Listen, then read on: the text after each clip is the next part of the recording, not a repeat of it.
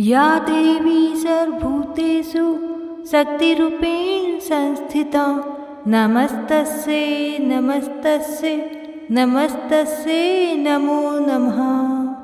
जय माता दी, जय मां दुर्गा। नमस्कार भक्तों, आप सभी का स्वागत है हमारे चैनल भक्ति और ध्यान में। आप सभी को नवरात्रि की हार्दिक शुभकामनाएं। नवरात्रि के इस पावन अवसर पर हम लेकर आए हैं श्री दुर्गा सप्तशती का संपूर्ण पाठ, जिसमें सम्मिलित हैं सभी 13 अध्याय, साथ ही दुर्गा कवच, अर्गला स्तोत्र, कीलक स्तोत्र, सिद्ध, कुंजिका स्तोत्र और क्षमा प्रार्थना।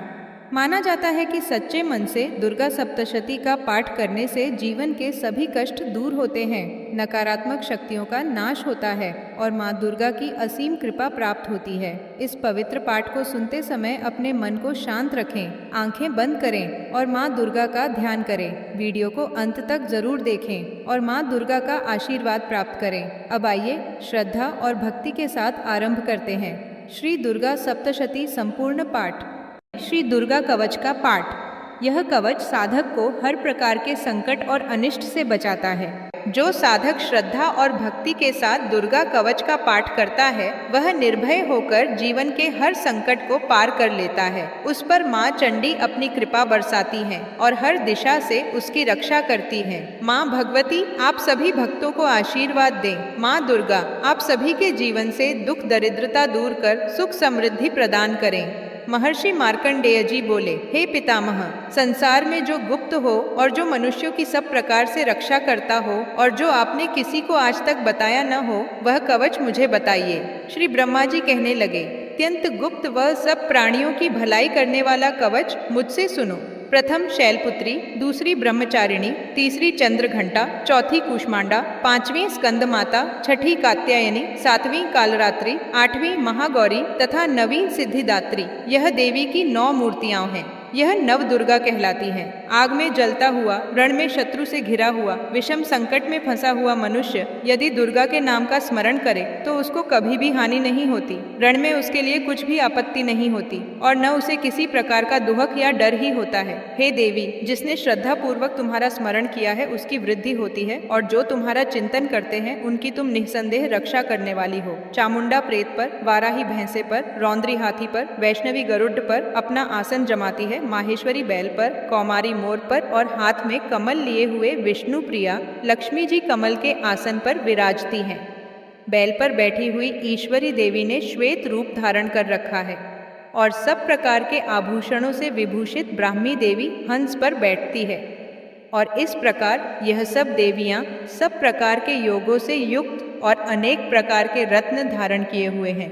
भक्तों की रक्षा के लिए संपूर्ण देवियां रथ में बैठी तथा क्रोध में भरी हुई दिखाई देती हैं तथा चक्र, गदा शक्ति, हल और मूसल, खेटक और तोमर परशु तथा पाश, भाला और त्रिशूल एवं उत्तम शारंग आदि शास्त्रों को दैत्यों के नाश के लिए और भक्तों की रक्षा करने के लिए और देवताओं के कल्याण के लिए धारण किए हैं। हे महारौद्रे, अत्यंत घोर पराक्रम, महान बल और महान उत्साह वाली देवी, तुमको मैं नमस्कार करता हूँ। हे देवी, तुम्हारा दर्शन दुर्लभ है तथा आप शत्रुओं के भय को बढ़ाने वाली हैं। हे जगदम्बिके, मेरी रक्षा करो। पूर्व दिशा में ऐन्द्री, इंद्र शक्ति, मेरी रक्षा करे। अग्निकोण में अग्नि शक्ति, दक्षिण दिशा में वाराही देवी तथा नैऋत्य कोण में खड्गधारिणी देवी मेरी रक्षा करे। पश्चिम दिशा में वारुणी, वायु कोण में मृगवाहिनी, उत्तर दिशा में कौमारी और ईशान कोण में शूलधारिणी देवी मेरी रक्षा करे। ब्रह्माणी ऊपर की ओर से मेरी रक्षा करे और वैष्णवी देवी नीचे की ओर मेरी रक्षा करे और इसी प्रकार शव पर बैठी चामुंडा देवी 10 दिशाओं में मेरी रक्षा करे। जया देवी आगे,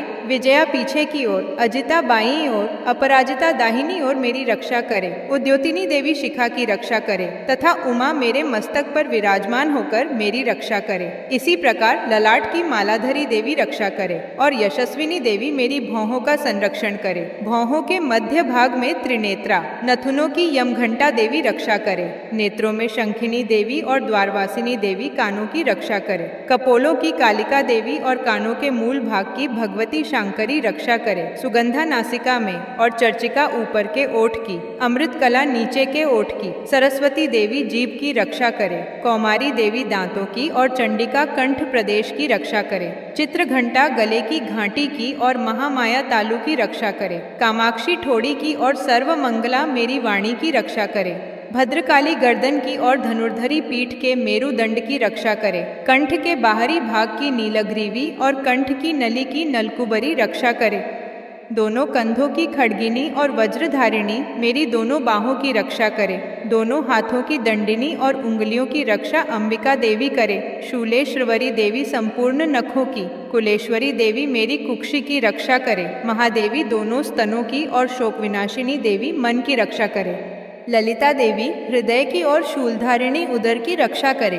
कामिनी देवी नाभि की, गुह्येश्वरी गुह्य भाग की, पूतना और कामिका लिंग की और महिषवाहिनी गुदा की रक्षा करे। संपूर्ण कामनाओं को पूर्ण करने वाली महाबला देवी दोनों जंघाओं की रक्षा करे। विंध्यवासिनी दोनों घुटनों की और तेजस्वी देवी दोनों पांवों के पृष्ठ भाग की, श्रीधरी पांवों की उंगलियों की में, तलवासिनी तलुओं की, दंष्ट्राकराली देवी नखों की, ऊर्ध्वकेशिनी केशों की, बाणेश्वरी वाणी की रक्षा करे। रोमावलियों के छिद्रों की कौबेरी और त्वचा की बागेश्वरी देवी रक्षा करे। पार्वती देवी रक्त, मज्जा, वसा, मांस, हड्डी की रक्षा करे। आंतों की कालरात्रि देवी, पित्त की मुकुटेश्वरी देवी, पद्मावती कमलकोश की, चूड़ामणि कफ की रक्षा करे। ज्वालामुखी नसों के जल की रक्षा करे। अभेद्या देवी शरीर के सब जोड़ों की रक्षा करे। ब्रह्माणी मेरे वीर्य की, छत्रेश्वरी देवी छाया की तथा धर्मधारिणी देवी मेरे अहंकार, मन और बुद्धि की रक्षा करे। प्राण, अपान, व्यान, उदान और समान की वज्रहस्ता देवी रक्षा करे।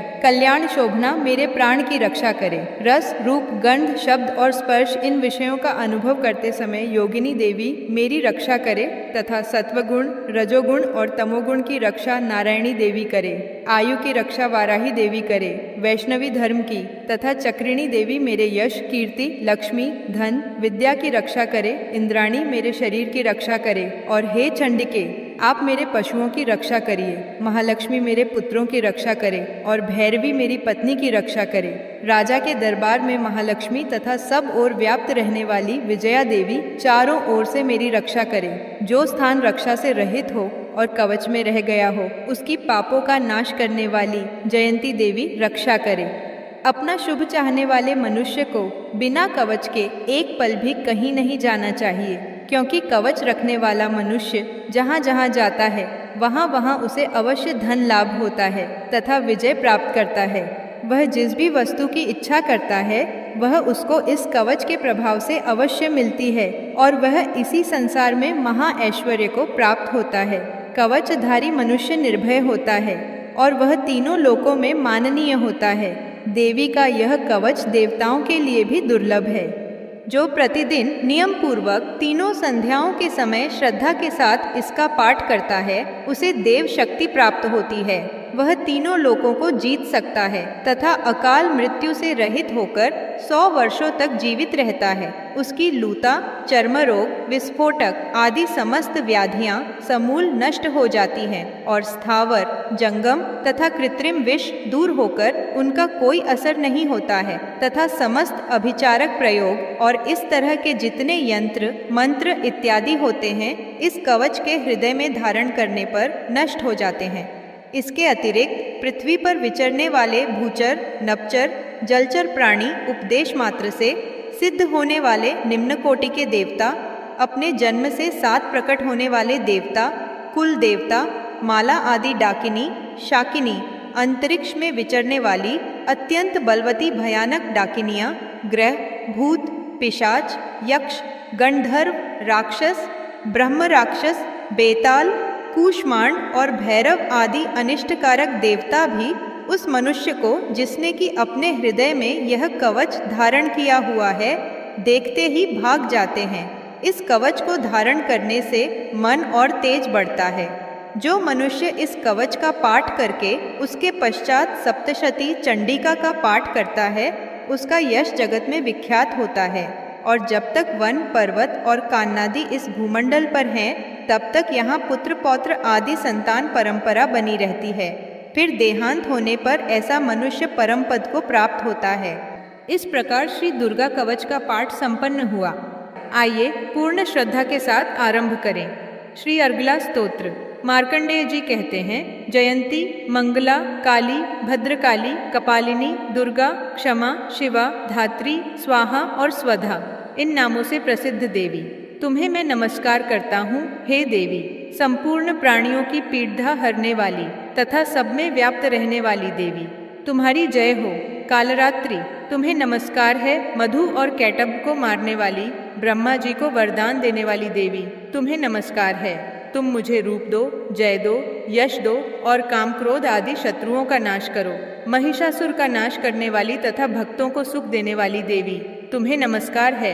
तुम मुझे सुंदर स्वरूप दो, विजय दो और मेरे शत्रुओं को नष्ट करो। हे रक्तबीज का वध करने वाली, हे चंड मुंड का विनाश करने वाली देवी, तुम मुझे रूप दो, जय दो, यश दो और काम क्रोध आदि शत्रुओं का नाश करो। हे शुंभ, निशुंभ और धूम्रलोचन का मर्दन करने वाली देवी, मुझको स्वरूप दो, विजय दो, यश दो और मेरे शत्रुओं का नाश करो।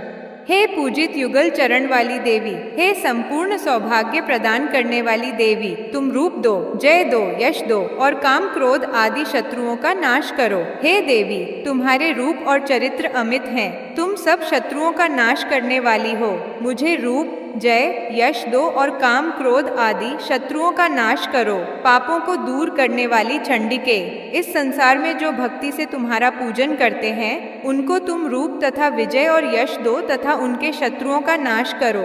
रोगों का नाश करने वाली चंडिके, जो भक्ति पूर्वक तुम्हारी स्तुति करते हैं उन्हें रूप दो, जय दो, यश दो और उनके काम क्रोध आदि शत्रुओं का नाश करो। हे चंडिके, इस संसार में जो भक्ति पूर्वक तुम्हारी पूजा करते हैं उन्हें रूप दो, जय दो, यश दो और उनके काम क्रोध आदि शत्रुओं का नाश करो। हे देवी, मुझे सौभाग्य दो और आरोग्य दो, परम सुख दो, रूप दो, जय दो, यश दो और मेरे काम क्रोध आदि शत्रुओं का नाश करो। हे देवी, जो मुझसे बैर रखते हैं उनका नाश करो और मुझे अधिक बल प्रदान कर रूप, जय, यश दो और मेरे शत्रुओं का संहार करो। हे देवी, मेरा कल्याण करो और मुझे उत्तम संपत्ति प्रदान करो। रूप, जय, यश दो और काम क्रोध आदि शत्रुओं का नाश करो। हे देवता तथा राक्षसों के मुकुट रत्नों से स्पर्श किए हुए चरणों वाली हे देवी, हे अंबिके, मुझे स्वरूप दो, विजय तथा यश दो और काम क्रोध आदि शत्रुओं का नाश करो। और हे देवी, अपने भक्तों को विद्वान, कीर्तिवान और लक्ष्मीवान बनाओ और उन्हें रूप दो, जय दो, यश दो और उनके काम क्रोध आदि शत्रुओं का नाश करो। हे प्रचंड दैत्यों के अभिमान का नाश करने वाली चंडिके, मुझे शरणागत को रूप दो, जय दो, यश दो और मेरे काम क्रोध आदि शत्रुओं का नाश करो। हे चार भुजाओं वाली, हे ब्रह्मा द्वारा प्रशंसित परमेश्वरी, मुझे रूप दो, जय दो, यश दो और मेरे क्रोध आदि शत्रुओं को नष्ट करो। निरंतर भक्ति से भगवान विष्णु से सदा स्तुति की हुई हे अंबिके, मुझे रूप दो, जय दो, यश दो और मेरे शत्रुओं को नष्ट करो। हिमाचल कन्या पार्वती के पति महादेव जी के द्वारा प्रशंसित होने वाली हे परमेश्वरी, मुझे रूप, जय, यश दो और मेरे शत्रुओं का नाश करो। इंद्राणी के पति इंद्र के द्वारा सद्भाव से पूजित होने वाली परमेश्वरी, मुझे तुम रूप दो, जय दो, यश दो और काम क्रोध आदि शत्रुओं का नाश करो। प्रचंड भुजदंड से दैत्यों के घमंड का नष्ट करने वाली देवी, मुझे रूप दो, जय दो, यश दो और मेरे शत्रुओं का नाश करो। हे देवी, तुम अपने भक्तों को सदा असीम आनंद प्रदान करती रहती हो। मुझे रूप, जय, यश दो और मेरे काम क्रोध आदि शत्रुओं का नाश करो। हे देवी, मेरी इच्छानुसार चलने वाली सुंदर स्त्री मुझे प्रदान करो, जो कि संसार सागर से तारने वाली तथा उत्तम कुल में उत्पन्न हुई हो। जो मनुष्य पहले इस स्तोत्र का पाठ करता है और फिर सप्तशती रूपी महास्तोत्र का पाठ करता है, वह सप्तशती की जप संख्या के समान श्रेष्ठ फल को प्राप्त होता है और उसके साथ ही उसे प्रचुर धन भी प्राप्त होता है। इस प्रकार श्री अर्गला स्तोत्र का पाठ पूर्ण होता है। अब हम करेंगे श्री कीलक स्तोत्र। महर्षि मार्कंडेय जी कहते हैं, निर्मल ज्ञान रूपी शरीर धारण करने वाले देवत्रयी रूप दिव्य 3 नेत्र वाले, जो कल्याण के हेतु हैं तथा अपने मस्तक पर अर्धचंद्र धारण करते हैं, उन भगवान शिव को नमस्कार है। जो मनुष्य इन कीलक मंत्रों को जानता है वही पुरुष कल्याण की प्राप्ति करता है। जो अन्य मंत्रों को जप कर केवल सप्तशती स्तोत्र से ही देवी की स्तुति करता है, उसको इससे ही देवी की सिद्धि हो जाती है। उन्हें अपने कार्य की सिद्धि के लिए दूसरे की साधना करने की आवश्यकता नहीं रहती। बिना जप के ही उनके उच्चाटन आदि सब काम सिद्ध हो जाते हैं। लोगों के मन में शंका थी कि केवल सप्तशती की उपासना से अथवा सप्तशती को छोड़कर अन्य मंत्रों के उपासना से भी समान रूप से सब कार्य सिद्ध हो जाते हैं, तब इनमें कौन सा श्रेष्ठ साधन है। लोगों की इस शंका को ध्यान में रखकर भगवान शंकर ने अपने पास आए हुए जिज्ञासुओं को समझाया कि यह सप्तशती नामक संपूर्ण स्तोत्र ही कल्याण को देने वाला है। इसके पश्चात भगवान शंकर ने भगवती चंडिका के सप्तशती नामक स्तोत्र को गुप्त कर दिया। अतः मनुष्य इसको बड़े पुण्य से प्राप्त करता है। जो मनुष्य कुष्मांड की 14 अथवा अष्टमी को एकाग्रचित होकर देवी को अपना सर्वस्व समर्पित कर देता है और फिर उसे प्रसाद रूप में ग्रहण करता है, उस पर दुर्गा प्रसन्न होती है अथवा नहीं होती है। इस प्रकार सिद्धि के प्रतिबंधक रूप कील के द्वारा भगवान शंकर ने इस स्तोत्र को कीलित कर रखा है। जो पुरुष इस सप्तशती को निष्कीलन करके नित्य पाठ करता है वह सिद्ध हो जाता है, वही देवी का पार्षद होता है और वही गांधर्व भी होता है। सर्वत्र विचरते रहने पर भी उस मनुष्य को इस संसार में कहीं कोई डर नहीं होता। वह अपमृत्यु के वश में नहीं पड़ता तथा देह त्यागने के अनंतर मोक्ष प्राप्त कर लेता है। किंतु इस कीलक की विधि को जानकर ही सप्तशती का पाठ करना चाहिए। जो ऐसा नहीं करता वह नष्ट हो जाता है। इसलिए कीलन और निष्कीलन का ज्ञान प्राप्त करने पर ही यह स्तोत्र निर्दोष होता है और विद्वान पुरुष इस निर्दोष स्तोत्र का ही पाठ आरंभ करते हैं। स्त्रियों में जो कुछ भी सौभाग्य आदि दिखाई देता है वह सब इस पाठ की ही कृपा है। अतः इस कल्याणमय स्तोत्र का सदा जप करना चाहिए। इस स्तोत्र का शनैः पाठ करने से स्वल्प फल की प्राप्ति होती है। अतः उच्च स्वर से ही इसका पाठ आरंभ करना चाहिए। जिस देवी के प्रसाद से ऐश्वर्य, सौभाग्य, आरोग्य, संपत्ति, शत्रुनाश तथा परम मोक्ष की प्राप्ति होती है, उस देवी की स्तुति मनुष्य को अवश्य करनी चाहिए। भक्तों, इस प्रकार श्री कीलक स्तोत्र का पाठ पूर्ण हुआ। इस प्रकार कीलक स्तोत्र का पाठ आपके जीवन में संपत्ति, सौभाग्य, शत्रुनाश, स्वास्थ्य और मोक्ष लाता है। नियमित रूप से इसका पाठ करने से माता दुर्गा की विशेष कृपा हमेशा आपके ऊपर बनी रहती है। अब आरंभ करते हैं श्री दुर्गा सप्तशती का प्रथम अध्याय, जिसमें महर्षि मेधा राजा सुरत और समाधि वैश्य को देवी की महिमा बताते हुए मधुकैटभ असुर वध का दिव्य प्रसंग सुनाते हैं। आइए भक्ति भाव से श्रवण करें। भगवान विष्णु के सो जाने पर मधु और कैटभ को मारने के लिए कमलजन्मा ब्रह्मा जी ने जिनका स्तवन किया था, उन महाकाली देवी का मैं सेवन करती हूँ। वे अपने 10 हाथों में खड्ग, चक्र, गदा, बाण, धनुष, परिघ, शूल, भुषुंडी, मस्तक और षड्ड धारण करती हैं। उनके 3 नेत्र हैं। वे समस्त अंगों में दिव्य आभूषणों से विभूषित हैं। उनके शरीर की कांति नीलमणि के समान है तथा वे 10 मुख और 10 पैरों से युक्त हैं। ओम चंडी देवी को नमस्कार है। महर्षि मार्कंडेय बोले, सूर्य के पुत्र सावर्णी, जो 8वें मनु कहे जाते हैं, उनकी उत्पत्ति की कथा विस्तार पूर्वक कहता हूँ, सुनो। सावर्णी महामाया की कृपा से जिस प्रकार मनवंतर के स्वामी हुए उसका भी हाल सुनो। पहले स्वारोचिष नामक राज्य था। वह प्रजा को अपने पुत्र के समान मानते थे, तो भी कोला विध्वंसी राजा उनके शत्रु बन गए। दुष्टों को दंड देने वाले राजा सुरत की उनके साथ लड़ाई हुई। कोला विध्वंसियों के संख्या में कम होने पर भी राजा सुरत युद्ध में उनसे हार गए। तब वह अपने नगर में आ गए। केवल अपने देश का राज्य ही उनके पास रह गया और वह उसी देश के राजा होकर राज्य करने लगे, किंतु उनके शत्रुओं ने उन पर वहां आक्रमण किया। राजा को बलहीन देखकर उसके दुष्ट मंत्रियों ने राजा की सेना और खजाना अपने अधिकार में कर लिया। राजा सुरत अपने राज्याधिकार को हार कर शिकार खेलने के बहाने घोड़े पर सवार होकर वहां से एक भयंकर वन की ओर चल गए। उस वन में उन्होंने महर्षि मेधा का आश्रम देखा। वहां मेधा महर्षि अपने शिष्यों तथा मुनियों से सुशोभित बैठे हुए थे और वहां कितने ही हिंसक जीव परम शांति भाव से रहते थे। राजा सुरत ने महर्षि मेधा को प्रणाम किया और महर्षि ने भी उनका उचित सत्कार किया। राजा सुरत महर्षि के आश्रम में कुछ समय तक ठहरे। अपने नगर की ममता के आकर्षण से राजा अपने मन में सोचने लगे, पूर्व काल में पूर्वजों ने जिस नगर का पालन किया था वह आज मेरे हाथ से निकल गया। मेरे दुष्ट एवं दुरात्मा मंत्री मेरे नगर की अब धर्म से रक्षा कर रहे होंगे या नहीं। मेरा प्रधान हाथी, जो कि सदा मद की वर्षा करने वाला और शूरवीर था, मेरे वैरियों के वश में होकर न जाने क्या दुख भोग रहा होगा। मेरे आज्ञाकारी नौकर जो मेरी कृपा से धन और भोजन पाने से सदैव सुखी रहते थे और मेरे पीछे पीछे चलते थे, वह अब निश्चय ही दुष्ट राजाओं का अनुसरण करते होंगे तथा मेरे दुष्ट एवं दुरात्मा मंत्रियों द्वारा व्यर्थ ही धन को व्यय करने से संचित किया हुआ मेरा खजाना एक दिन अवश्य खाली हो जाएगा। इस प्रकार की बहुत सी बातें सोचता हुआ राजा निरंतर दुखी रहने लगा।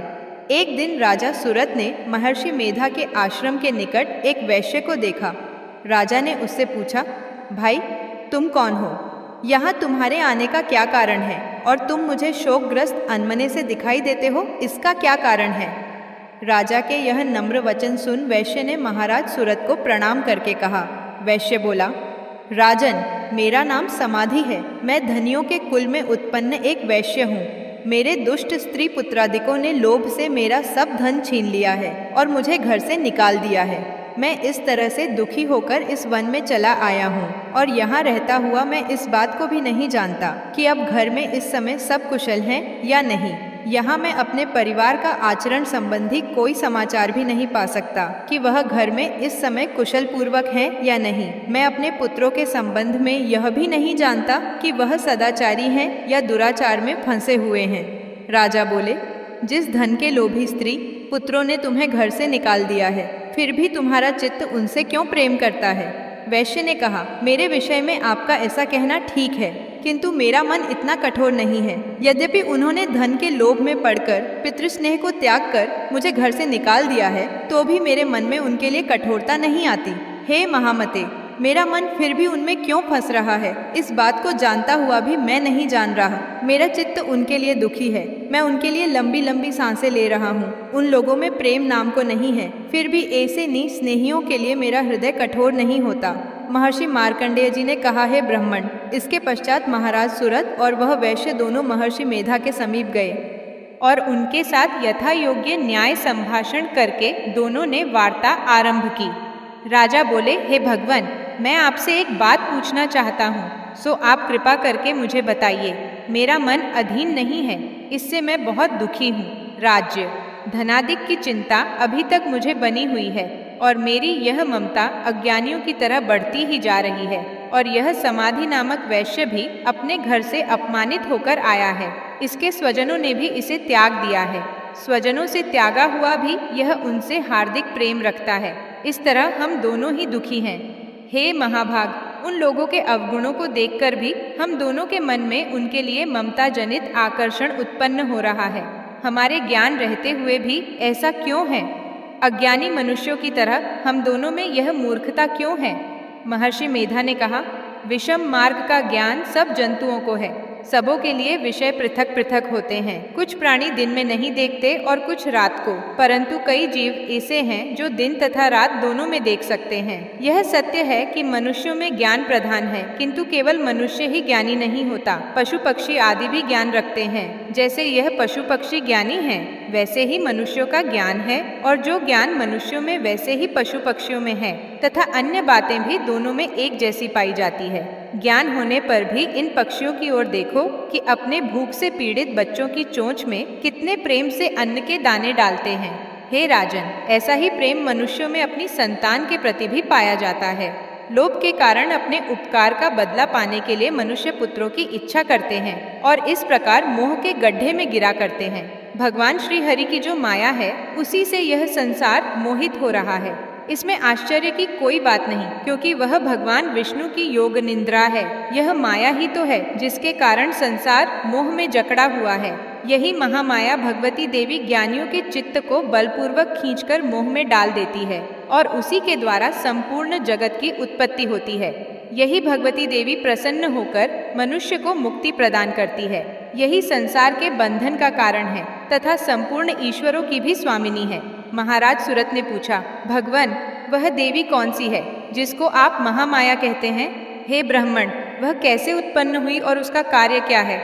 उसके चरित्र कौन कौन से हैं प्रभो, उसका जैसा प्रभाव हो, जैसा स्वरूप हो, वह सब ही कृपा कर मुझसे कहिए, मैं आपसे सुनना चाहता हूँ। महर्षि मेधा बोले, राजन, वह देवी तो नित्य स्वरूपा है, उसके द्वारा यह संसार रचा गया है, तब भी उसकी उत्पत्ति अनेक प्रकार से होती है। वह सब आप मुझसे सुनो। वह देवताओं का कार्य सिद्ध करने के लिए प्रकट होती है, उस समय वह उत्पन्न हुई कहलाती है। संसार को जलमय करके जब भगवान विष्णु योग निद्रा का आश्रय लेकर शेष शैया पर सो रहे थे, तब मधु कैटभ नाम के 2 असुर उनके कानों के मैल से प्रकट हुए और वह श्री ब्रह्मा जी को मारने के लिए तैयार हो गए।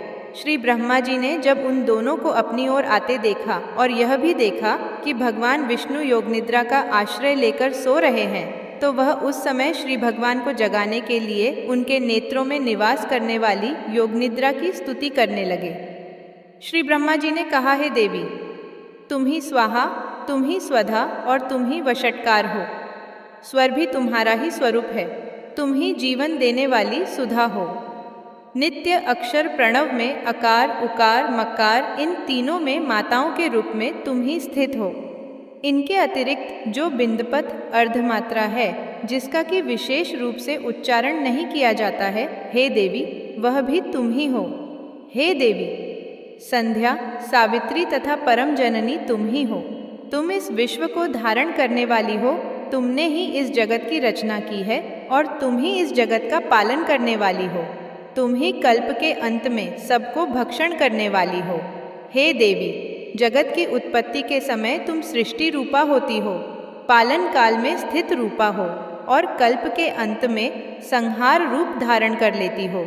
तुम ही महाविद्या, महामाया, महामेधा, महारात्रि और मोहरात्रि हो।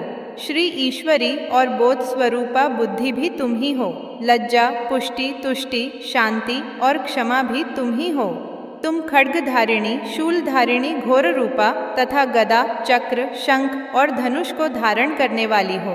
बाण, भुषुंडी और परिघ, यह भी तुम्हारे ही अस्त्र हैं। तुम सौम्य और सौम्यतर हो। यही नहीं, बल्कि जितनी भी सौम्य तथा सुंदर वस्तुएं इस संसार में हैं, उन सबसे बढ़कर सुंदर तुम हो। पर और अपर सबसे पर रहने वाली सुंदर तुम ही हो। हे सर्वस्वरूपे देवी, जो भी शाश्वत पदार्थ हैं और उनमें जो शक्ति है, वह तुम ही हो। ऐसी अवस्था में भला तुम्हारी स्तुति कौन कर सकता है? इस संसार की सृष्टि, पालन और संहार करने वाले जो भगवान हैं, उनको भी जब तुमने निद्रा के वशीभूत कर दिया है, तो फिर तुम्हारी स्तुति कौन कर सकता है? मुझे, भगवान विष्णु तथा भगवान शंकर को शरीर धारण कराने वाली तुम ही हो। तुम्हारी स्तुति करने की शक्ति किसमें में है? हे देवी, तुम तो अपने इन उदार प्रभावों के कारण ही प्रशंसनीय हो। मधु और कैटभ जो भयंकर असुर है, इन्हें मोह में डाल दो और श्रीहरि भगवान विष्णु को भी जल्दी जगा दो और उनमें इनको मार डालने की बुद्धि भी उत्पन्न कर दो। महर्षि मेधा बोले, हे राजन, जब श्री ब्रह्मा जी ने देवी से इस प्रकार स्तुति करके भगवान को जगाने तथा मधु और कैटभ को मारने के लिए कहा, तो वह भगवान श्री विष्णु के नेत्र, मुख, नासिका, बाहु, हृदय और वक्षस्थल से निकल ब्रह्मा जी के सामने खड़ी हो गई।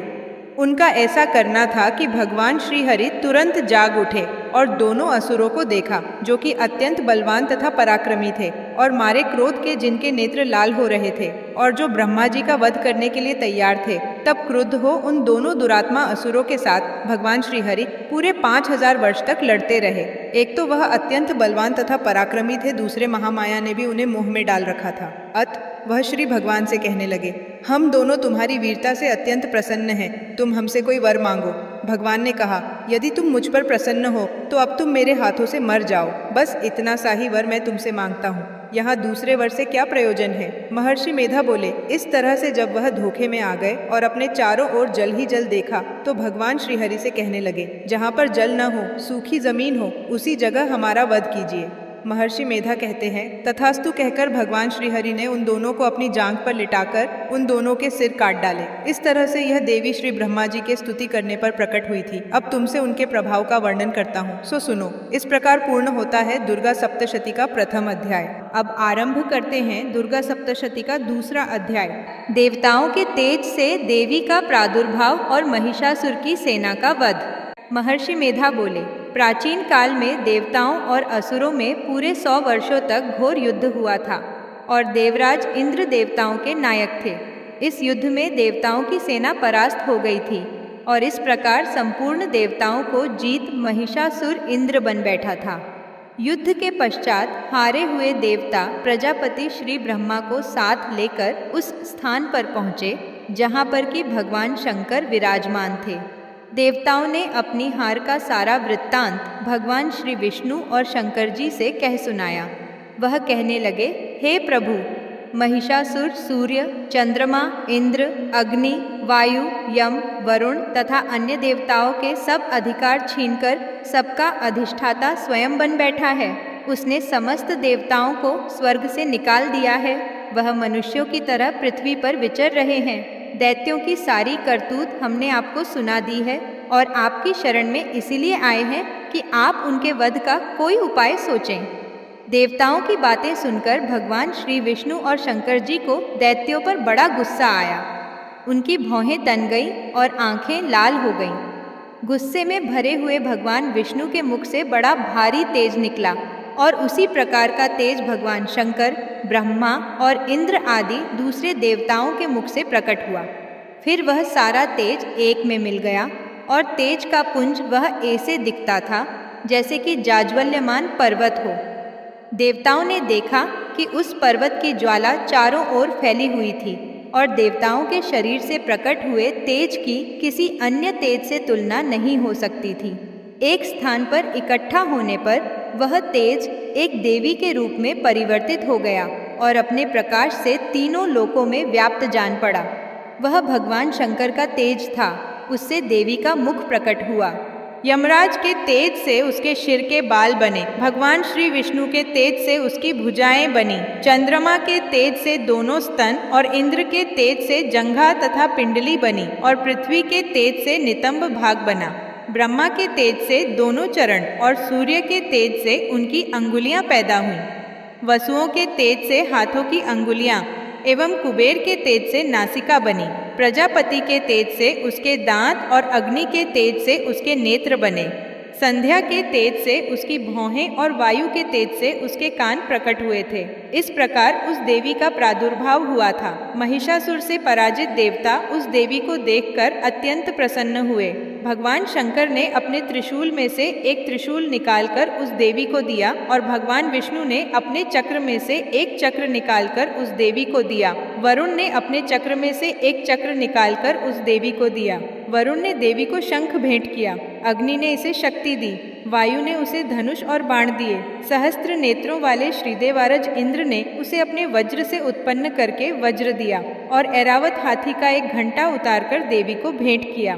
यमराज ने उसे कालदंड में से एक दंड दिया। वरुण ने उसे पाश दिया। प्रजापति ने उस देवी को स्फटिक की माला दी और ब्रह्मा जी ने उसे कमंडलू दिया।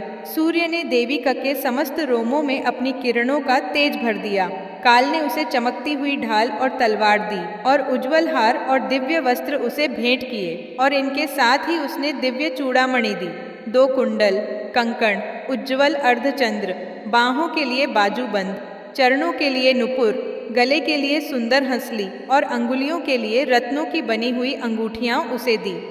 विश्वकर्मा ने उनको फरसा दिया और उसके साथ ही कई प्रकार के अस्त्र और अभेद्य कवच दिए और इसके अतिरिक्त उसने कभी न कुम्हलाने वाले सुंदर कमलों की मालाएं भेंट की। समुद्र ने सुंदर कमल का फूल भेंट किया।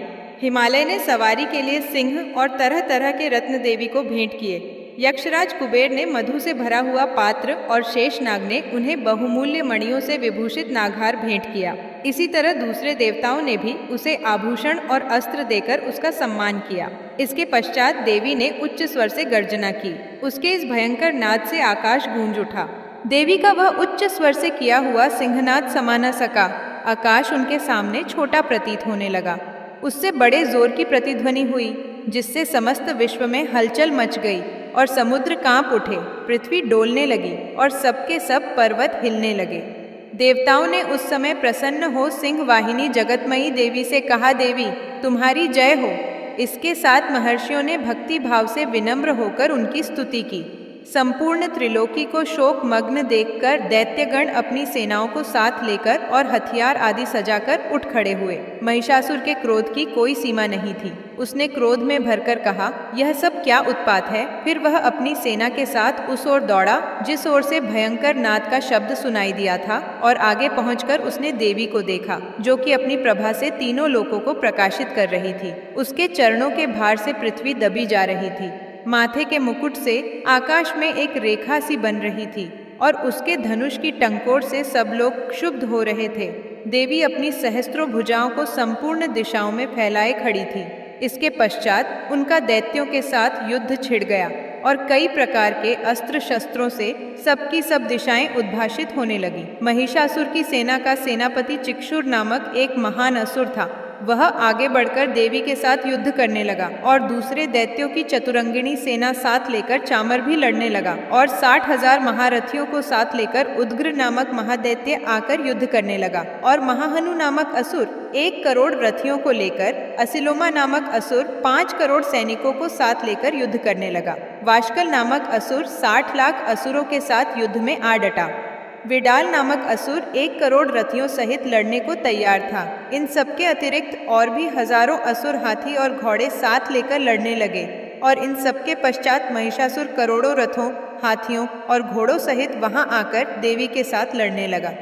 सभी असुर तोमर, भिंदीपाल, शक्ति, मुसल, खंडगों, फरसों, पट्टियों के साथ रणभूमि में देवी के साथ युद्ध करने लगे। कई शक्तियां फेंकने लगे और कोई अन्य शस्त्र आदि।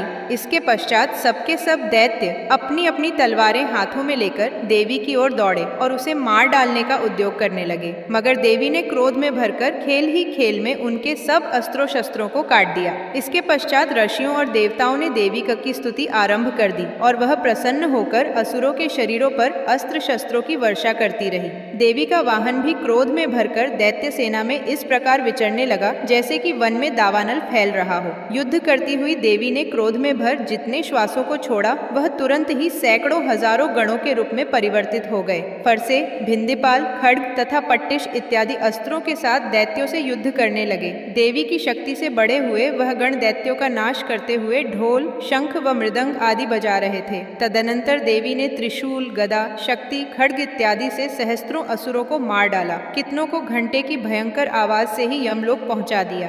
कितने ही असुरों को उसने पास में बांधकर पृथ्वी पर धर घसीटा। कितनों को अपनी तलवार से टुकड़े 2 कर दिए और कितनों को गदा की चोट से धरती पर सुला दिया। कई दैत्य मूसल की मार से घायल होकर रक्त वमन करने लगे और कई शूल से छाती फट जाने के कारण पृथ्वी पर लेट गए और कितनों की बाण से कमर टूट गई। देवताओं को पीड़ा देने वाले दैत्य कट कट कर मरने लगे। कितनों की बाहें अलग हो गईं, कितनों की ग्रीवाएं कट गई, कितनों के सिर कटकर दूर भूमि पर लुढ़क गए, कितनों के शरीर बीच में से कट गए और कितनों की जंझाएं कट गई और वह पृथ्वी पर गिर पड़े।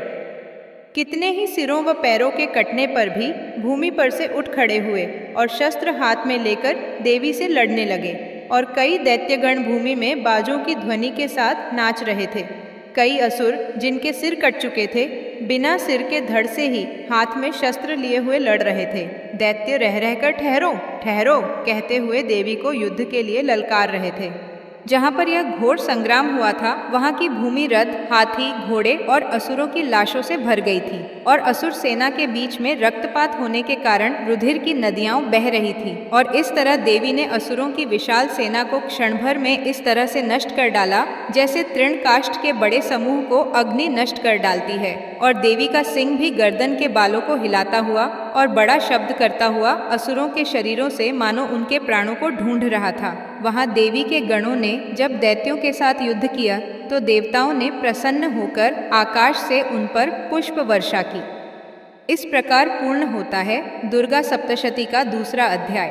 अब आइए सुनते हैं दुर्गा सप्तशती का तीसरा अध्याय, जिसमें वर्णन है महिषासुर के सेनापतियों और स्वयं महिषासुर का वध। महर्षि मेधा ने कहा, महिषासुर की सेना नष्ट होती देखकर उस सेना का सेनापति चिक्षुर क्रोध में भर देवी के साथ युद्ध करने के लिए आगे बढ़ा। वह देवी पर इस प्रकार बाणों की वर्षा करने लगा मानो सुमेरु पर्वत पानी की धार बरसा रहा हो। इस प्रकार देवी ने अपने बाणों से उसके बाणों को काट डाला तथा उसके घोड़ों व सारथी को मार दिया। साथ ही उसके धनुष और उसकी अत्यंत ऊंची ध्वजा को भी काटकर नीचे गिरा दिया। उसका धनुष कट जाने के पश्चात उसके शरीर के अंगों को भी अपने बाणों से बींध दिया। धनुष, घोड़ों और सारथी के नष्ट हो जाने पर वह असुर ढाल और तलवार लेकर देवी की तरफ आया। उसने अपनी तीक्ष्ण धार वाली तलवार से देवी के सिंह के मस्तक पर प्रहार किया और बड़े वेग से देवी की बाईं भुजा पर वार किया, किंतु देवी की बाईं भुजा को छूते ही उस दैत्य की तलवार टूटकर 2 टुकड़े हो गई। इससे दैत्य ने क्रोध में भरकर शूल हाथ में लिया और उसे भद्रकाली देवी की ओर फेंका। देवी की ओर आता हुआ वह शूल आकाश से गिरते हुए सूर्य के समान प्रज्वलित हो उठा। उस शूल को अपनी ओर आते हुए देखकर देवी ने भी शूल छोड़ा और महाअसुर के शूल के 100 टुकड़े कर दिए और साथ ही महाअसुर के प्राण भी हर लिए। चिक्षुर के मरने पर देवताओं को दुख देने वाला चामर नामक दैत्य हाथी पर सवार होकर देवी से लड़ने के लिए आया और उसने आने के साथ ही शक्ति से प्रहार किया, किंतु देवी ने अपनी हुंकार से ही उसे तोड़कर पृथ्वी पर डाल दिया। शक्ति को टूटा हुआ देखकर दैत्य ने क्रोध से लाल होकर शूल को चलाया, किंतु देवी ने उसको भी काट दिया। इतने में देवी का सिंह उछलकर हाथी के मस्तक पर सवार हो गया और दैत्य के साथ बहुत ही तीव्र युद्ध करने लगा। फिर वह दोनों लड़ते हुए हाथी पर से पृथ्वी पर आ गिरे और दोनों बड़े क्रोध से लड़ने लगे। फिर सिंह बड़े जोर से आकाश की ओर उछला और जब पृथ्वी की ओर आया तो अपने पंजे से चामर का सिर धड़ से अलग कर दिया।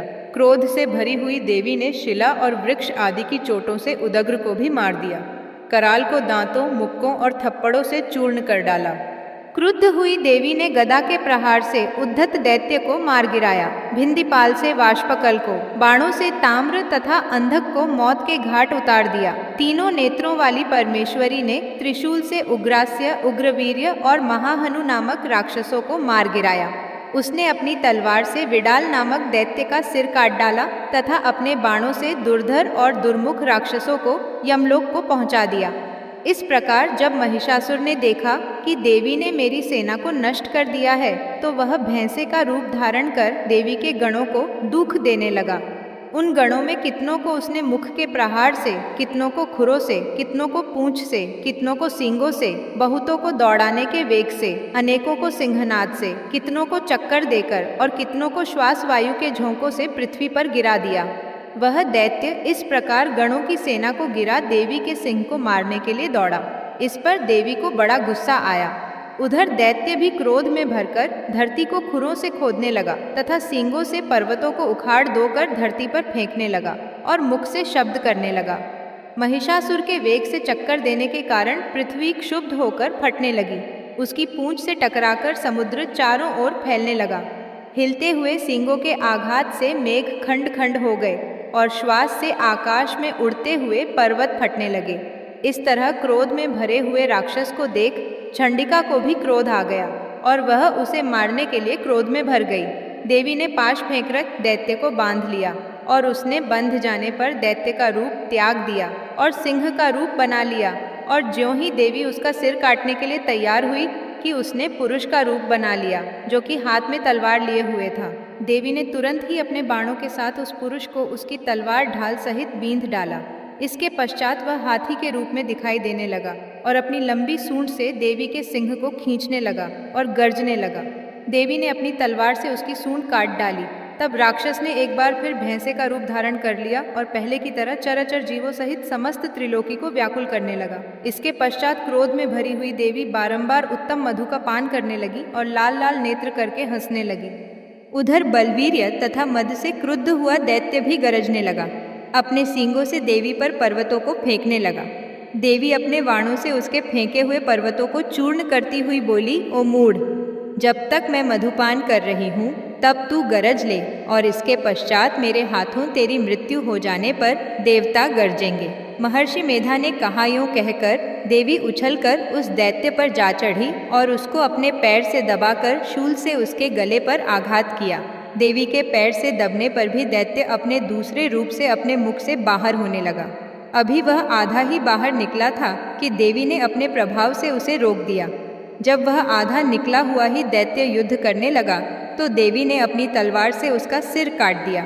इसके पश्चात सारी राक्षस सेना हाहाकार करती हुई वहां से भाग खड़ी हुई और सब देवता अत्यंत प्रसन्न हुए तथा ऋषियों महर्षियों सहित देवी की स्तुति करने लगे। गंधर्व राज गान करने तथा अप्सराएं नृत्य करने लगी। माता रानी की इस महिमा का तीसरा अध्याय यहीं पूरा होता है। अब आरंभ करते हैं दुर्गा सप्तशती का चौथा अध्याय।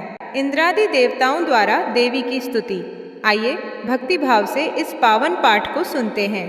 महर्षि मेधा बोले, देवी ने जब पराक्रमी दुरात्मा महिषासुर को मार गिराया और असुरों की सेना को मार दिया, तब इंद्रादि समस्त देवता अपने सिर तथा शरीर को झुकाकर भगवती की स्तुति करने लगे।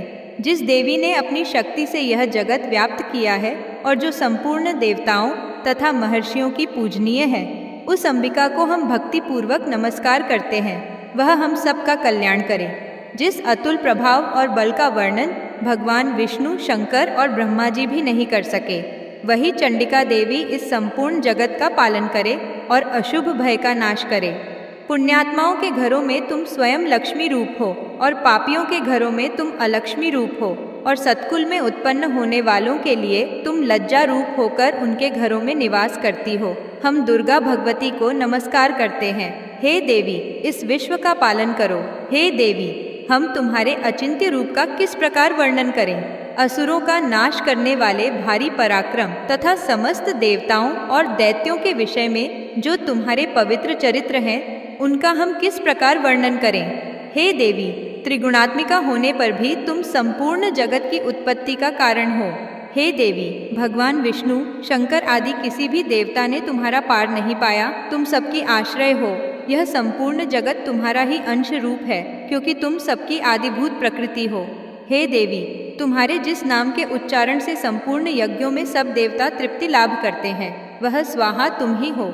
इसके अतिरिक्त तुम पितरों की तृप्ति का कारण हो, इसलिए सब आपको स्वधा कहते हैं।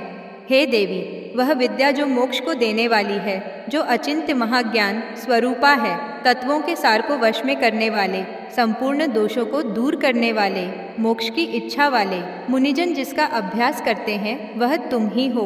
तुम वाणी रूप हो और दोष रहित रग तथा यजुर्वेदों की एवं उद्गीत और सुंदर पदों के पाठ वाले सामवेद की आश्रय रूप हो।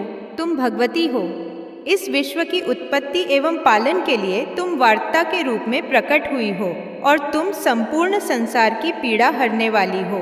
हे देवी, जिससे सारे शास्त्रों को जाना जाता है, वह मेधा शक्ति तुम ही हो और दुर्गम भवसागर से पार करने वाली नौका भी तुम ही हो। लक्ष्मी रूप से विष्णु भगवान के हृदय में निवास करने वाली और भगवान महादेव द्वारा सम्मानित गौरी देवी तुम ही हो।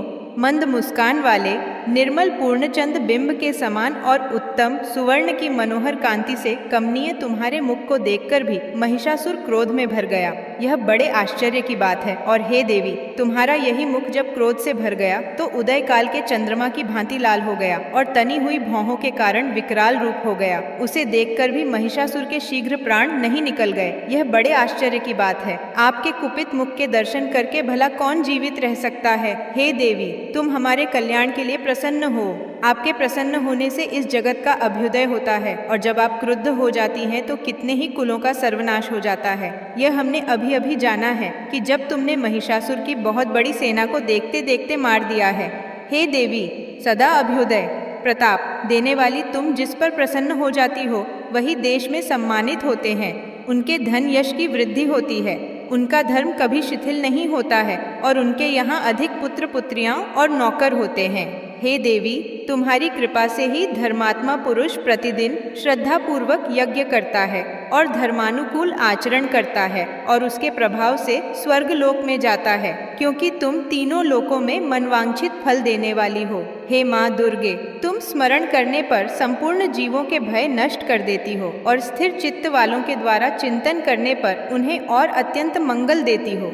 हे दारिद्र दुख नाशिनी देवी, तुम्हारे सिवा दूसरा कौन है। तुम्हारा चित्त सदा दूसरों के उपकार में लगा रहता है। हे देवी, तुम शत्रुओं को इसलिए मारती हो कि उनके मारने से दूसरों को सुख मिलता है। वह चाहे नरक में जाने के लिए चिरकाल तक पाप करते रहे हों, किंतु तुम्हारे साथ युद्ध करके सीधे स्वर्ग को जाएं, इसीलिए तुम उनका वध करती हो। हे देवी, क्या तुम दृष्टिपात मात्र से समस्त असुरों को भस्म नहीं कर सकती? अवश्य ही कर सकती हो, किंतु तुम्हारा शत्रुओं को शस्त्रों के द्वारा मारना इसलिए है कि शस्त्रों के द्वारा मरकर वे स्वर्ग को जावें। इस तरह से हे देवी, उन शत्रुओं के प्रति भी तुम्हारा विचार उत्तम है। हे देवी, तुम्हारे उग्र खड्ग की चमक से और त्रिशूल की नोक की कांति की किरणों से असुरों की आंखें फूट नहीं गईं। उसका कारण यह था कि वे किरणों से शोभायमान तुम्हारे चंद्रमा के समान आनंद प्रदान करने वाले सुंदर मुख को देख रहे थे। हे देवी, तुम्हारा शील बुरे वृतांत को दूर करने वाला है और सबसे अधिक तुम्हारा रूप है, जो न तो कभी चिंतन में आ सकता है और न जिसकी दूसरों से कभी तुलना ही हो सकती है। तुम्हारा बल व पराक्रम शत्रुओं का नाश करने वाला है। इस तरह तुमने शत्रुओं पर भी दया प्रकट की है। हे देवी, तुम्हारे बल की किसके साथ बराबरी की जा सकती है तथा शत्रुओं को भय देने वाला इतना सुंदर रूप भी और किसका है? हृदय में कृपा और युद्ध में निष्ठुरता, यह दोनों बातें तीनों लोकों में केवल तुम ही में देखने में आई है। हे माता, युद्ध भूमि में शत्रुओं को मारकर तुमने उन्हें स्वर्ग लोक में पहुंचाया है। इस तरह तीनों लोकों की तुमने रक्षा की है तथा उन उन्मत्त असुरों से जो हमें भय था उसको भी तुमने दूर किया है। तुमको हमारा नमस्कार है। हे देवी, तुम शूल तथा खड्ग से हमारी रक्षा करो तथा घंटे की ध्वनि और धनुष की टंकोर से भी हमारी रक्षा करो। हे चंडिके, आप अपने शूल को घुमाकर पूर्व, पश्चिम, उत्तर तथा दक्षिण दिशा में हमारी रक्षा करो। तीनों लोकों में जो तुम्हारे सौम्य रूप हैं तथा घोर रूप हैं, उनसे हमारी रक्षा करो तथा इस पृथ्वी की रक्षा करो। हे अंबिके, आपके कर पल्लवों में जो खड्ग, शूल और गदा आदि शस्त्र शोभा पा रहे हैं, उनसे हमारी रक्षा करो।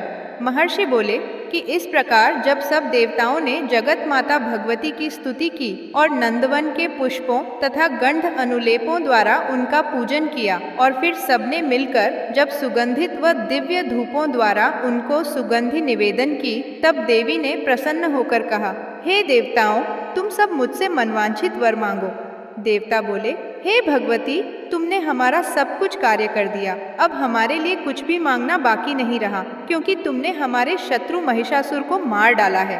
हे महेश्वरी, तुम इस पर भी यदि हमें कोई वर देना चाहती हो तो बस इतना वर दो कि जब जब हम आपका स्मरण करें तब तब आप हमारी विपत्तियों को हरण करने के लिए हमें दर्शन दिया करो।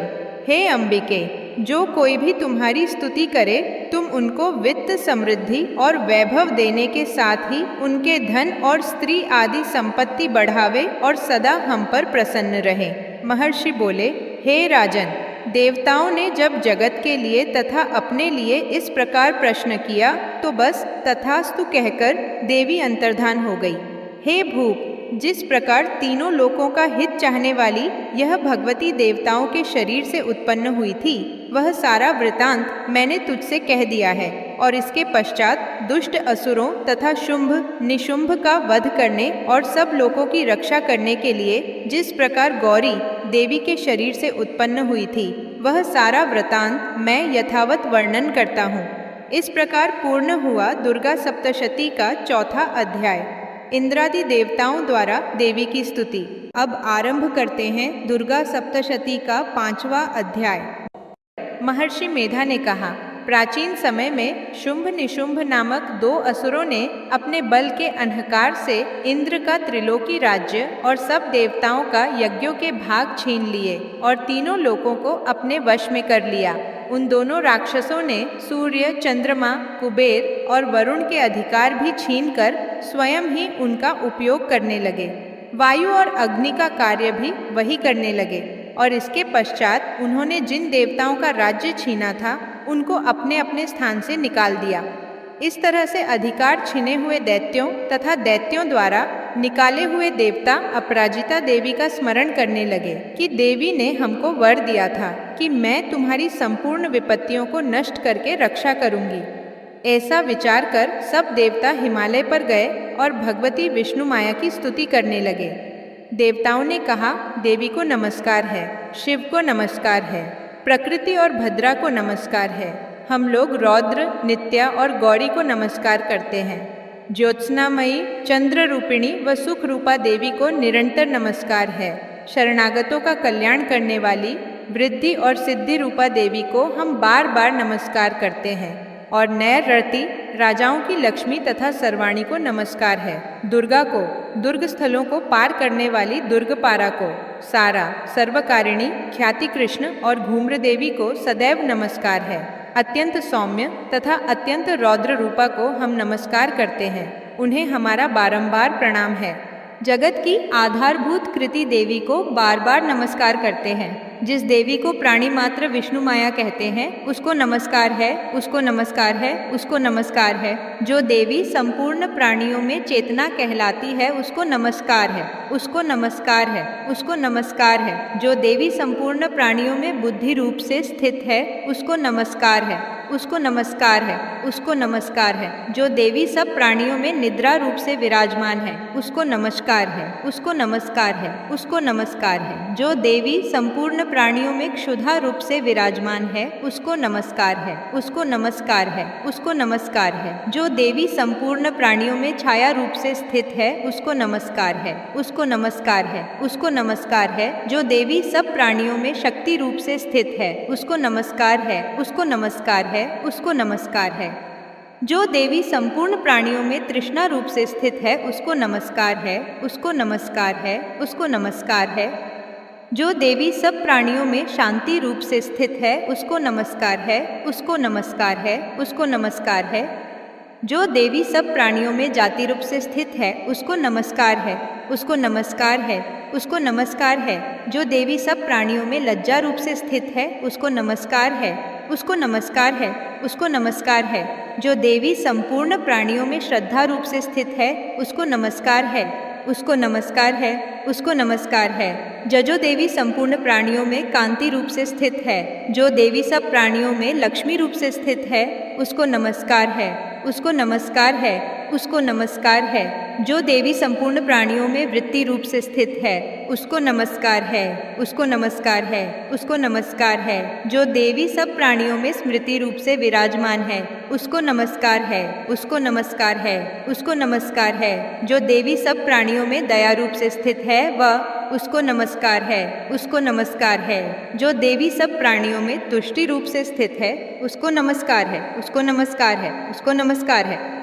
जो देवी संपूर्ण प्राणियों में मातृरूप से स्थित है, उसको नमस्कार है, उसको नमस्कार है, उसको नमस्कार है। जो देवी संपूर्ण प्राणियों में भ्रांति रूप से स्थित है, उसको नमस्कार है, उसको नमस्कार है, उसको नमस्कार है। जो देवी संपूर्ण प्राणियों में नित्य व्याप्त रहती है, उसको नमस्कार है, उसको नमस्कार है, उसको नमस्कार है। जो देवी चैतन्य रूप से इस संपूर्ण संसार को व्याप्त करके स्थित है, उसको नमस्कार है, उसको नमस्कार है, उसको नमस्कार है। पूर्व काल में देवताओं ने अपने अभीष्ट फल पाने के लिए जिसकी स्तुति की है और देवराज इंद्र ने बहुत दिनों तक जिसका सेवन किया है, वह कल्याण की साधना भूता ईश्वरी हमारा कल्याण और मंगल करे तथा सारी विपत्तियों को नष्ट कर डाले। असुरों के सताए हुए हम संपूर्ण देवता उस परमेश्वरी को इस समय नमस्कार करते हैं तथा जो भक्ति पूर्वक स्मरण किए जाने पर तुरंत ही सब विपत्तियों को नष्ट कर देती है, वह जगदम्बा इस समय भी हमारा मंगल करके हमारी समस्त विपत्तियों को दूर करें। महर्षि मेधा ने कहा, हे राजन, इस प्रकार जब देवता स्तुति कर रहे थे तो उसी समय पार्वती देवी गंगा में स्नान करने के लिए आई। तब उनके शरीर से प्रकट होकर शिवा देवी बोली, शुंभ दैत्य के द्वारा स्वर्ग से निकले हुए और निशुंभ से हारे हुए यह देवता मेरी स्तुति कर रहे हैं। पार्वती के शरीर से अंबिका निकली थी, इसलिए उसको संपूर्ण लोक में कौशिकी कहते हैं। कौशिकी के प्रकट होने के पश्चात पार्वती देवी के शरीर का रंग काला हो गया और वह हिमालय पर रहने वाली कालिका देवी के नाम से प्रसिद्ध हुई। फिर शुंभ और निशुंभ के दूत चंडमुंड वहां आए और उन्होंने परम मनोहर रूप वाली अंबिका देवी को देखा। फिर वह शुंभ के पास जाकर बोले, महाराज, एक अत्यंत सुंदर स्त्री हिमालय को प्रकाशित कर रही है, वैसा रंग रूप आज तक हमने किसी स्त्री में नहीं देखा। हे असुरेश्वर, आप यह पता लगाएं कि वह कौन है और उसको ग्रहण कर ले। वह स्त्री स्त्रियों में रत्न है, वह अपनी कांति से 10 दिशाओं को प्रकाशित करती हुई वहां स्थित है, इसलिए आपका उसको देखना उचित है। हे प्रभु, तीनों लोकों के हाथी, घोड़े और मणि इत्यादि जितने रत्न हैं, वह सब इस समय आपके घर में शोभायमान हैं। हाथियों में रत्न रूप ऐरावत हाथी और उच्चैश्रवा नामक घोड़ा तो आप इंद्र से ले आए हैं। हंसों द्वारा जुता हुआ विमान जो कि ब्रह्मा जी के पास था, अब भी आपके पास है, और यह महापद्म नामक खजाना आपने कुबेर से छीना है। समुद्र ने आपको सदा खिले हुए फूलों की किंजलकिनी नामक माला दी है। वरुण का कंचन की वर्षा करने वाला छत्र आपके पास है। रथों में श्रेष्ठ प्रजापति का रथ भी आपके पास ही है। हे दैत्येंद्र, मृत्यु से उत्क्रांतिका नामक शक्ति भी आपने छीन ली है और वरुण का पाश भी आपके भ्राता निशुंभ के अधिकार में है। और जो अग्नि में न जल सके ऐसे 2 वस्त्र भी अग्निदेव ने आपको दिए हैं। हे दैत्यराज, इस प्रकार सारी रत्न रूपी वस्तुएं आप संग्रह कर चुके हैं, तो फिर आप यह कल्याणकारी स्त्रियों में रत्न रूप अनुपम स्त्री आप क्यों नहीं ग्रहण करते? महर्षि मेधा बोले चंड मुंड का यह वचन सुनकर शुंभ ने विचारा कि सुग्रीव को अपना दूत बनाकर देवी के पास भेजा जाए। प्रथम उसको सब कुछ समझा दिया और कहा कि वहां जाकर तुम उसको अच्छी तरह से समझाना और ऐसा उपाय करना जिससे वह प्रसन्न होकर तुरंत मेरे पास चली आए। भली प्रकार समझाकर कहना। दूत सुग्रीव पर्वत के उस रमणीय भाग में पहुंचा जहां देवी रहती थी। दूत ने कहा, हे देवी, दैत्यों का राजा शुंभ जो इस समय तीनों लोकों का स्वामी है, मैं उसका दूत हूँ और यहाँ तुम्हारे पास आया हूँ। संपूर्ण देवता उसकी आज्ञा एक स्वर से मानते हैं। अब जो कुछ उसने कहला भेजा है वह सुनो। उसने कहा है, इस समय संपूर्ण त्रिलोकी मेरे वश में है और संपूर्ण यज्ञों के भाग को पृथक पृथक मैं ही लेता हूँ और तीनों लोकों में जितने श्रेष्ठ रत्न हैं वह सब मेरे पास हैं। देवराज इंद्र का वाहन ऐरावत मेरे पास है जो मैंने छीन लिया है। उच्चय श्रवा नामक घोड़ा जो क्षीर सागर मंथन करने से प्रकट हुआ था उसे देवताओं ने मुझे समर्पित किया है। हे सुंदरी, इनके अतिरिक्त और भी जो रत्नभूषण पदार्थ देवताओं के पास थे वह सब मेरे पास हैं। हे देवी, मैं तुम्हें संसार की स्त्रियों में रत्न मानता हूँ क्योंकि रत्नों का उपभोग करने वाला मैं ही हूँ। हे चंचल कटारों वाली सुंदरी, अब यह मैं तुझ पर छोड़ता हूँ कि तू मेरे या मेरे भाई महापराक्रमी निशुंभ की सेवा में आ जाए। यदि तू मुझे वरेगी तो तुझे अतुल महान ऐश्वर्य की प्राप्ति होगी। अत तुम अपनी बुद्धि से यह विचार कर मेरे पास चली आओ। महर्षि मेधा ने कहा। दूत के ऐसा कहने पर संपूर्ण जगत का कल्याण करने वाली भगवती दुर्गा मन ही मन मुस्कुराई और इस प्रकार कहने लगी। देवी ने कहा, हे दूत, तू जो कुछ कह रहा है वह सत्य है और इसमें किंचित मात्र भी झूठ नहीं है। शुंभ इस समय तीनों लोकों का स्वामी है और निशुंभ भी उसी की तरह पराक्रमी है, किंतु इसके संबंध में मैं जो प्रतिज्ञा कर चुकी हूँ उसे मैं कैसे झुठला सकती हूँ। अत तू मैंने जो प्रतिज्ञा की है उसे सुन। जो मुझे युद्ध में जीत लेगा और मेरे अभिमान को खंडित करेगा तथा बल में मेरे समान होगा वही मेरा स्वामी होगा। इसलिए शुंभ अथवा निशुंभ यहाँ आवे और युद्ध में जीतकर मुझसे विवाह कर ले, इसमें भला देर की क्या आवश्यकता है। दूत ने कहा, हे देवी, तुम अभिमान में भरी हुई हो, मेरे सामने तुम ऐसी बात न करो। इस त्रिलोकी में मुझे तो ऐसा कोई दिखाई नहीं देता जो कि शुंभ और निशुंभ के सामने ठहर सके। हे देवी, जब अन्य देवताओं में से कोई शुंभ व निशुंभ के समान युद्ध में ठहर नहीं सकता तो तुम जैसी स्त्री उनके सामने रणभूमि में ठहर सकेगी। जिन शुंभ आदि असुरों के सामने इंद्र आदि देवता नहीं ठहर सके तो फिर तुम अकेली स्त्री उनके सामने कैसे ठहर सकेगी। अत तुम मेरा कहना मानकर उनके पास चली जाओ, नहीं तो जब वह तुम्हें केश पकड़कर घसीटते हुए ले जाएंगे तो तुम्हारा गौरव नष्ट हो जाएगा। इसलिए मेरी बात मान लो। देवी ने कहा, जो कुछ तुमने कहा ठीक है। शुंभ और निशुंभ बड़े बलवान हैं, लेकिन मैं क्या कर सकती हूँ, क्योंकि मैं बिना विचारे प्रतिज्ञा कर चुकी हूँ। इसलिए तुम जाओ और मैंने जो कुछ भी कहा है वह सब आदर पूर्वक असुरेंद्र से कह दो। इसके पश्चात जो वह उचित समझे करें। इस प्रकार दुर्गा सप्तशती का 5वां अध्याय संपन्न हुआ। अब आरंभ करते हैं दुर्गा सप्तशती का 6ठा अध्याय, धूम्रलोचन वध। आइए श्रद्धा भाव से इस पावन कथा का श्रवण करें। महर्षि मेधा ने कहा। देवी की बात सुनकर दूत क्रोध में भरा हुआ वहां से असुरेंद्र के पास पहुंचा और सारा वृतांत उसे कह सुनाया। दूत की बात सुन असुरेंद्र के क्रोध का पारावर न रहा और उसने अपने सेनापति धूम्रलोचन से कहा, धूम्रलोचन, तुम अपनी सेना सहित शीघ्र वहां जाओ और उस दुष्टा के केशों को पकड़कर उसे घसीटते हुए यहाँ ले आओ। यदि उसकी रक्षा के लिए कोई दूसरा खड़ा हो, चाहे वह देवता, यक्ष अथवा गंधर्व ही क्यों न हो, उसको तुम अवश्य मार डालना। महर्षि मेधा ने कहा। शुंभ के इस प्रकार आज्ञा देने पर धूम्रलोचन 60,000 राक्षसों की सेना को साथ लेकर वहां पहुंचा और देवी को देख ललकार कर कहने लगा, अरे तू अभी शुंभ और निशुंभ के पास चल। यदि तू प्रसन्नता पूर्वक मेरे साथ न चलेगी तो मैं तेरे केशों को पकड़ घसीटता हुआ तुझे ले चलूंगा। देवी बोली, असुरेंद्र का भेजा हुआ तेरे जैसा बलवान यदि बलपूर्वक मुझे ले जावेगा तो ऐसी दशा में मैं तुम्हारा कर ही क्या सकती हूँ। महर्षि मेधा ने कहा। ऐसा कहने पर धूम्रलोचन उसकी ओर लपका, किंतु देवी ने उसे अपनी हुंकार से ही भस्म कर डाला। यह देखकर असुर सेना क्रुद्ध होकर देवी की ओर बढ़ी, परंतु अंबिका ने उन पर तीखे बाणों, शक्तियों तथा फरसों की वर्षा आरंभ कर दी। इतने में देवी का वाहन भी अपनी ग्रीवा के बालों को झटकता हुआ और बड़ा भारी शब्द करता हुआ असुर सेना में कूद पड़ा। उसने कई असुर अपने पंजों से, कई अपने जबड़ों से और कई को धरती पर पटककर अपनी दाढ़ों से घायल करके मार डाला। उसने कई असुरों के अपने नख से पेट फाड़ डाले और कई असुरों का तो केवल थप्पड़ मारकर सिर धड़ से अलग कर दिया। कई असुरों की भुजाएं और सिर तोड़ डाले और गर्दन के बालों को हिलाते हुए उसने कई असुरों को पकड़कर उनके पेट फाड़कर उनका रक्त पी डाला। इस प्रकार देवी के उस महाबलवान सिंह ने क्षण भर में असुर सेना को समाप्त कर दिया। शुंभ ने जब यह सुना कि देवी ने धूम्रलोचन असुर को मार डाला है और उसके सिंह ने सारी सेना का संहार कर डाला है, तब उसको बड़ा क्रोध आया। उसके मारे क्रोध के ओंठ फड़कने लगे और उसने चंड तथा मुंड नामक महाअसुरों को आज्ञा दी, हे चंड, हे मुंड, तुम अपने साथ एक बड़ी सेना लेकर वहां जाओ और उस देवी के बाल पकड़कर उसे बांधकर तुरंत यहाँ ले आओ। यदि उसको यहाँ लाने में किसी प्रकार का संदेह हो तो अपनी सेना सहित उससे लड़ते हुए उसको मार डालो, और जब वह दुष्टा और उसका सिंह दोनों मारे जावें तब भी उसको बांधकर यहाँ ले आना। इस प्रकार पूर्ण हुआ दुर्गा सप्तशती का 6ठा अध्याय, जिसमें माँ दुर्गा ने धूम्रलोचन का वध कर दैत्यों का संहार किया। अब आरंभ करते हैं दुर्गा सप्तशती का 7वां अध्याय, चंड मुंड वध। आइए माँ दुर्गा की महिमा का यह पावन प्रसंग सुनते हैं।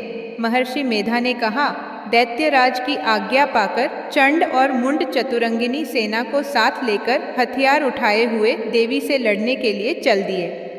हिमालय पर्वत पर पहुंचकर उन्होंने मुस्कुराती हुई देवी जो सिंह पर बैठी हुई थी देखा। जब असुर उनको पकड़ने के लिए तलवारें लेकर उनकी ओर बढ़े तब अंबिका को उन पर बड़ा क्रोध आया और मारे क्रोध के उनका मुख काला पड़ गया, उनकी भ्रुकुटियां चढ़ गई और उनके ललाट में से अत्यंत भयंकर तथा अत्यंत विस्तृत मुख वाली लाल आंखों वाली काली प्रकट हुई, जो कि अपने हाथों में तलवार और पाश लिए हुए थी। वह विचित्र खड्ग धारण किए हुए थी तथा चीते के चर्म की साड़ी एवं नरमुंडों की माला पहन रखी थी। उसका मांस सूखा हुआ था और शरीर केवल हड्डियों का ढांचा था, और जो भयंकर शब्द से दिशाओं को पूर्ण कर रही थी वह असुर सेना पर टूट पड़ी और दैत्यों का भक्षण करने लगी। वह पार्श्व रक्षकों, अंकुशधारी महावतों, हाथियों पर सवार योद्धाओं और घंटा सहित हाथियों को एक हाथ से पकड़ पकड़कर अपने मुंह में डाल रही थी, और इसी प्रकार वह घोड़ों, रथों, सारथियों व रथों में बैठे हुए सैनिकों को मुंह में डालकर भयानक रूप से चबा रही थी। किसी के केश पकड़कर, किसी को पैरों से दबाकर और किसी दैत्य को छाती से मसलकर मार रही थी। वह दैत्य के छोड़े हुए बड़े बड़े अस्त्र शस्त्रों को मुंह में पकड़कर और क्रोध में भर उनको दांतों में पीस रही थी। उसने कई बड़े बड़े असुर भक्षण कर डाले, कितनों को रौंद डाला और कितनी उसकी मार के मारे भाग गए। कितनों को उसने तलवार से मार डाला, कितनों को अपने दांतों से समाप्त कर दिया, और इस प्रकार से देवी ने क्षण भर में संपूर्ण दैत्य सेना को नष्ट कर दिया। यह देख महापराक्रमी चंड काली देवी की ओर पलका और मुंड ने भी देवी पर अपने भयानक बाणों की वर्षा आरंभ कर दी और अपने हजारों चक्र उस पर छोड़े। उस समय वह चमकते हुए बाण व चक्र देवी के मुख में प्रविष्ट हुए इस प्रकार दिख रहे थे जैसे मानो बहुत से सूर्य मेघों की घटा में प्रविष्ट हो रहे हों। इसके पश्चात भयंकर शब्द के साथ काली ने अत्यंत जोश में भरकर विकट अट्टहास किया। उसका भयंकर मुख देखा नहीं जाता था, उसके मुख से श्वेत दांतों की पंक्ति चमक रही थी। फिर उसने तलवार हाथ में लेकर हूँ शब्द कहकर चंड के ऊपर आक्रमण किया और उसके केश पकड़कर उसका सिर काटकर अलग कर दिया। चंड को मरा हुआ देखकर मुंड देवी की ओर लपका, परंतु देवी ने क्रोध में भरे उसे भी अपनी तलवार से यमलोक पहुंचा दिया। चंड और मुंड को मरा हुआ देखकर उसकी बाकी बची हुई सेना वहां से भाग गई। इसके पश्चात काली चंड और मुंड के कटे हुए सिरों को लेकर चंडिका के पास गई और प्रचंड अट्टहास के साथ कहने लगी, हे देवी, चंड और मुंड दो महादैत्यों को मारकर तुम्हें भेंट कर दिया है। अब शुंभ और निशुंभ का तुमको स्वयं वध करना है। महर्षि मेधा ने कहा। वहां लाए हुए चंड और मुंड के सिरों को देखकर कल्याणकाई चंडी ने काली से मधुर वाणी में कहा, हे देवी, तुम चूंकि चंड और मुंड को मेरे पास लेकर आई हो, अतः संसार में चामुंडा के नाम से तुम्हारी ख्याति होगी। इस प्रकार पूर्ण हुआ दुर्गा सप्तशती का 7वां अध्याय, जिसमें माँ दुर्गा ने चंड और मुंड जैसे असुरों का संहार कर देवताओं को संकट से मुक्त किया। अब आरंभ करते हैं दुर्गा सप्तशती का 8वां अध्याय, रक्त बीज वध। आइए सुनते हैं यह अद्भुत कथा। महर्षि मेधा ने कहा, चंड और मुंड नामक असुरों के मारे जाने से और बहुत सी सेना के नष्ट हो जाने से असुरों के राजा प्रतापी शंभु ने क्रोध युक्त होकर अपनी संपूर्ण सेना को युद्ध के लिए तैयार होने की आज्ञा दी। उसने कहा, अब उदायुध नामक 86 असुर सेनापति अपनी सेनाओं के साथ युद्ध के लिए जाएं और कंबु नामक 84 सेनापति भी युद्ध के लिए जाए गए और कोटि वीर्य नामक 50 सेनापति और धौम्रकुल नाम के 100 सेनापति प्रस्थान करें। कालक, दोहृद, मौर्य और कालकेय यह दैत्य भी मेरी आज्ञा से सजकर युद्ध के लिए कूच करें। भयानक शासन करने वाला असुरों का स्वामी शुंभ इस प्रकार आज्ञा देकर बहुत बड़ी सेना के साथ युद्ध के लिए चला। उसकी सेना को अपनी ओर आता देखकर चंडिका ने अपनी धनुष की टंकोर से पृथ्वी और आकाश के बीच का भाग गुंजा दिया। हे राजन, इसके पश्चात देवी के सिंह ने दहाड़ना आरंभ कर दिया और अंबिका के घंटे के शब्दों ने उस ध्वनि को और भी बढ़ा दिया। धनुष की टंकोर, शेर की दहाड़ और घंटे के शब्द से पृथ्वी और आकाश के बीच का भाग गूंज उठा और इसके साथ ही देवी ने अपने मुख को और भी भयानक बना लिया। ऐसे भयंकर शब्द को सुनकर राक्षसी सेना ने देवी तथा सिंह को चारों ओर से घेर लिया। हे राजन, उस समय दैत्यों के नाश के लिए और देवताओं के हित के लिए ब्रह्मा, शिव, कार्तिकेय, विष्णु तथा इंद्र आदि देवों की शक्तियाँ जो अत्यंत पराक्रम और बल से संपन्न थी, उनके शरीर से निकलकर उसी रूप में चंडिका देवी के पास गई। जिस देवता का जैसा रूप था, जैसे आभूषण थे और जैसा वाहन था, वैसा ही रूप, आभूषण और वाहन लेकर उन देवताओं की शक्तियाँ दैत्यों से युद्ध करने के लिए आई। हंस युक्त विमान में बैठकर और रुद्राक्ष की माला तथा कमंडलू धारण करके ब्रह्मा जी की शक्ति आई। वृषभ पर सवार होकर, हाथ में त्रिशूल लेकर, महानाग का कंकण पहनकर और चंद्र रेखा से भूषित होकर भगवान शंकर की शक्ति माहेश्वरी आई और मोर पर आरूढ़ होकर हाथ में शक्ति लिए दैत्यों से युद्ध करने के लिए कार्तिकेय जी की शक्ति उन्हीं का रूप धारण करके आई। भगवान विष्णु की शक्ति गरुड़ पर सवार होकर शंख, चक्र, श्रांग, गदा, धनुष तथा खंडक हाथ में लिए हुए आई। श्री हरि की शक्ति वाराही वाराह का शरीर धारण करके आई और नृसिंह के समान शरीर धारण करके उनकी शक्ति नारसिंही भी आई। उसकी गर्दन के झटकों से आकाश के तारे टूट पड़ते थे और इसी प्रकार देवराज इंद्र की शक्ति इंद्री भी ऐरावत के ऊपर सवार होकर आई। पश्चात इन देव शक्तियों से घिरे हुए भगवान शंकर ने चंडिका से कहा, मेरी प्रसन्नता के लिए तुम शीघ्र ही इन असुरों को मारो।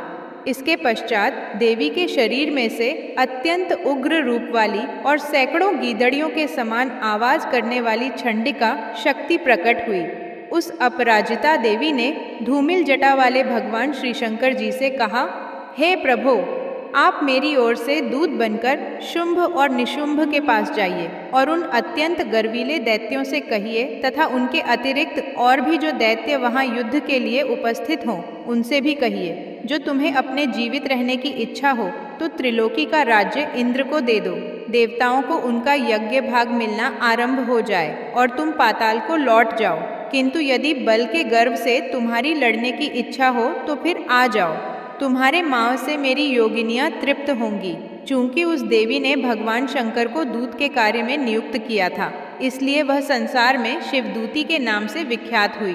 भगवान शंकर से देवी का संदेश पाकर उन दैत्यों के क्रोध का कोई आर पार न रहा और वह जिस स्थान पर देवी विराजमान थी वहां पहुंचे और जाने के साथ ही उस पर बाणों और शक्तियों की वर्षा करने लगे।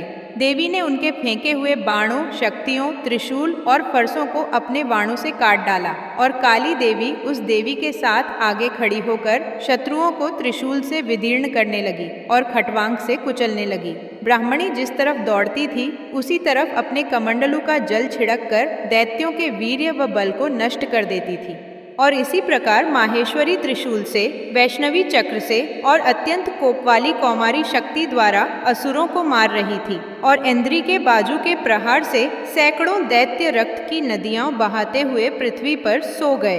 वाराही ने कितने ही राक्षसों को अपनी थूथन द्वारा मृत्यु के घाट उतार दिया। दाढ़ों के अग्रभाग से कितने ही राक्षसों की छाती को चीर डाला और चक्र की चोट से कितनों ही को विदीर्ण करके धरती पर डाल दिया।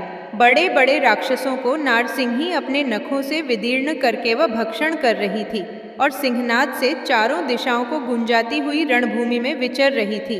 शिवदूती के प्रचंड अट्टहास से कितने ही दैत्य भयभीत होकर पृथ्वी पर गिर पड़े और उनके गिरते ही वह उनको भक्षण कर गई। इस तरह क्रोध में भरे हुए मातृगणों द्वारा नाना प्रकार के उपायों से बड़े बड़े असुरों को मरते हुए देखकर राक्षसी सेना भाग खड़ी हुई और उनको इस प्रकार भागता देखकर रक्तबीज नामक महापराक्रमी राक्षस क्रोध में भरकर युद्ध के लिए आगे बढ़ा। उसके शरीर से रक्त की बूंदें पृथ्वी पर जैसे ही गिरती थी, तुरंत वैसे ही शरीर वाला तथा वैसा ही बलवान दैत्य पृथ्वी से उत्पन्न हो जाता था। रक्तबीज गदा हाथ में लेकर इंद्री के साथ युद्ध करने लगा। जब इंद्री शक्ति ने अपने वज्र से उसको मारा तो घायल होने के कारण उसके शरीर से बहुत सा रक्त बहने लगा और उसकी प्रत्येक बूंद से उसके समान ही बलवान तथा महापराक्रमी अनेकों दैत्य भयंकर रूप से प्रकट हो गए। वह सबके सब दैत्य बीज के समान ही बलवान तेज वाले थे। वह भी भयंकर अस्त्र शस्त्र लेकर देवियों के साथ लड़ने लगे। जब इंद्री के वज्र प्रहार से उसके मस्तक पर चोट लगी और रक्त बहने लगा तो उसमें से हजारों ही पुरुष उत्पन्न हो गए। रक्तबीज के शरीर से बहुत सा रक्त बहने लगा, लेकिन उसके गिरने के साथ ही काली ने उसको अपने मुख में ले लिया। काली के मुख में उस रक्त से जो असुर उत्पन्न हुए उनको उसने भक्षण कर लिया और रक्त को पीती गई।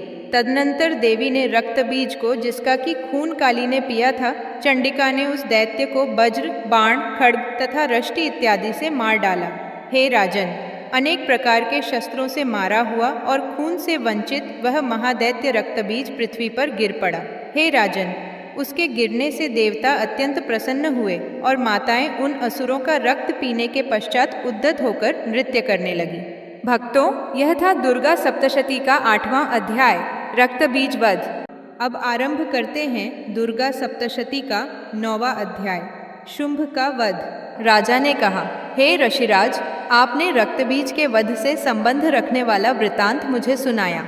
अब मैं रक्तबीज के मरने के पश्चात क्रोध में भरे हुए शुंभ व निशुंभ ने जो कर्म किया वह सुनना चाहता हूँ। महर्षि मेधा ने कहा, रक्तबीज के मारे जाने पर शुंभ और निशुंभ को बड़ा क्रोध आया और अपनी बहुत बड़ी सेना का इस प्रकार सर्वनाश होते देखकर निशुंभ देवी पर आक्रमण करने के लिए दौड़ा।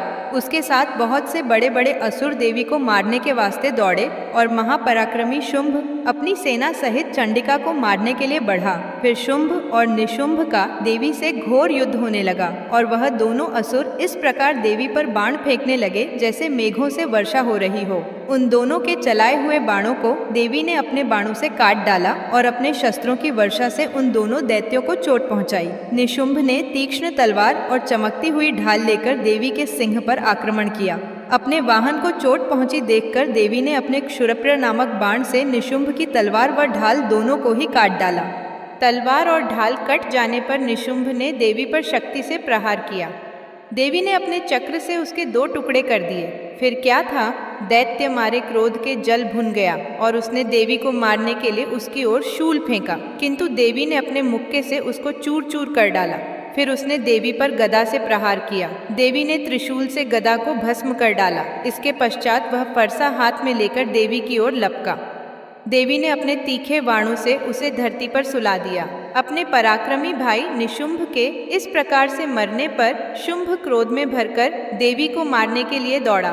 वह रथ में बैठा हुआ उत्तम आयुधों से सुशोभित अपनी 8 बड़ी बड़ी भुजाओं से सारे आकाश को ढके हुए था। शुंभ को आते देखकर देवी ने अपना शंख बजाया और धनुष की टंकोर का भी अत्यंत दुस्सह शब्द किया। साथ ही अपने घंटे के शब्द से, जो कि संपूर्ण दैत्य सेना के तेज को नष्ट करने वाला था, संपूर्ण दिशाओं में व्याप्त कर दिया। इसके पश्चात देवी के सिंह ने भी अपनी दहाड़ से, जिसे सुन बड़े बड़े बलवानों लामद चूर चूर हो जाता था, आकाश, पृथ्वी और 10 दिशाओं को पूरित कर दिया। फिर आकाश में उछलकर काली ने अपने दांतों तथा हाथों को पृथ्वी पर पटका।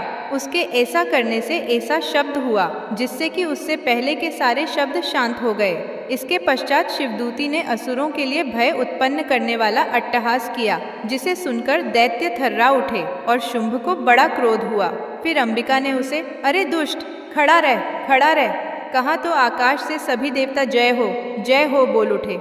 शुंभ ने वहां आकर ज्वालाओं से युक्त एक अत्यंत भयंकर शक्ति छोड़ी, जिसे आते देखकर देवी ने अपनी महोल्का नामक शक्ति से काट डाला। हे राजन, फिर शुंभ के सिंहनाद से तीनों लोक व्याप्त हो गए और उसकी प्रतिध्वनि से ऐसा घोर शब्द हुआ जिसने इससे पहले के सब शब्दों को जीत लिया। शुंभ के छोड़े बाणों को देवी ने और देवी के छोड़े बाणों को शुंभ ने अपने बाणों से काट सैकड़ों और हजारों टुकड़ों में परिवर्तित कर दिया। इसके पश्चात जब चंडिका ने क्रोध में भर शुंभ को त्रिशूल से मारा तो वह मूर्छित होकर पृथ्वी पर गिर पड़ा। जब उसकी मूर्छा दूर हुई तो वह धनुष लेकर आया और अपने बाणों से उसने देवी काली तथा सिंह को घायल कर दिया। फिर उस राक्षस ने 10,000 भुजाएं धारण करके चक्रादि आयुधों से देवी को आच्छादित कर दिया। तब भगवती दुर्गा ने कुपित होकर अपने बाणों से उन चक्रों तथा बाणों को काट डाला। यह देखकर निशुंभ हाथ में गदा लेकर चंडिका को मारने के लिए दौड़ा। उसके आते ही देवी ने तीक्ष्ण धार वाले खड्ग से उसकी गदा को काट डाला। उसने फिर त्रिशूल हाथ में ले लिया। देवताओं को दुखी करने वाले निशुंभ त्रिशूल हाथ में लिए हुए आता देखकर चंडिका ने अपने शूल से उसकी छाती पर प्रहार किया और उसकी छाती को चीर डाला। शूल विदीर्ण हो जाने पर उसकी छाती में से एक उस जैसा ही महापराक्रमी दैत्य ठहर जा कहता हुआ निकला। उसको देखकर देवी ने बड़े जोर से ठहाका लगाया। अभी वह निकलने भी न पाया था कि उसका सिर अपनी तलवार से काट डाला। सिर के कटने के साथ ही वह पृथ्वी पर गिर पड़ा। तदनंतर सिंह दहाड़ दहाड़ कर असुरों का भक्षण करने लगा और काली शिवदूती भी राक्षसों का रक्त पीने लगी। कौमारी की शक्ति से कितने ही महादैत्य नष्ट हो गए। ब्रह्मा जी के कमंडल के जल से कितने ही असुर समाप्त हो गए। कई दैत्य माहेश्वरी के त्रिशूल से विदीर्ण होकर पृथ्वी पर गिर पड़े और बाराही के प्रहारों से छिन्न भिन्न होकर धराशायी हो गए। वैष्णवी ने भी अपने चक्र से बड़े बड़े महापराक्रमियों का कचमूर निकालकर उन्हें यमलोक भेज दिया और इंद्री से कितने ही महाबली राक्षस टुकड़े टुकड़े हो गए। कई दैत्य मारे गए, कई भाग गए, कितने ही काली शिवदूती और सिंह ने भक्षण कर लिए। इस प्रकार पूर्ण हुआ दुर्गा सप्तशती का 9वां अध्याय। अब आरंभ करते हैं दुर्गा सप्तशती का 10वां अध्याय, निशुंभ का वध।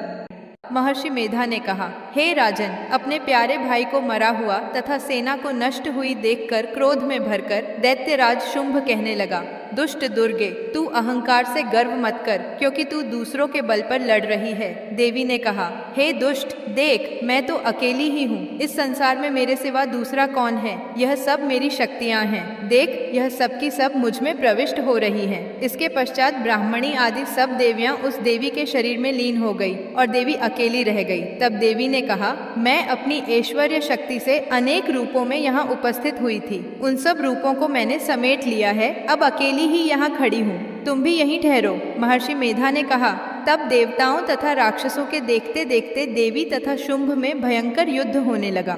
अंबिका देवी ने सैकड़ों अस्त्र शस्त्र छोड़े। उधर दैत्यराज ने भी भयंकर अस्त्रों का प्रहार आरंभ कर दिया। देवी के छोड़े हुए सैकड़ों अस्त्रों को दैत्य ने अपने अस्त्रों द्वारा काट डाला। इसी प्रकार शुंभ ने जो अस्त्र छोड़े उनको देवी ने अपनी भयंकर हुंकार के द्वारा ही काट डाला।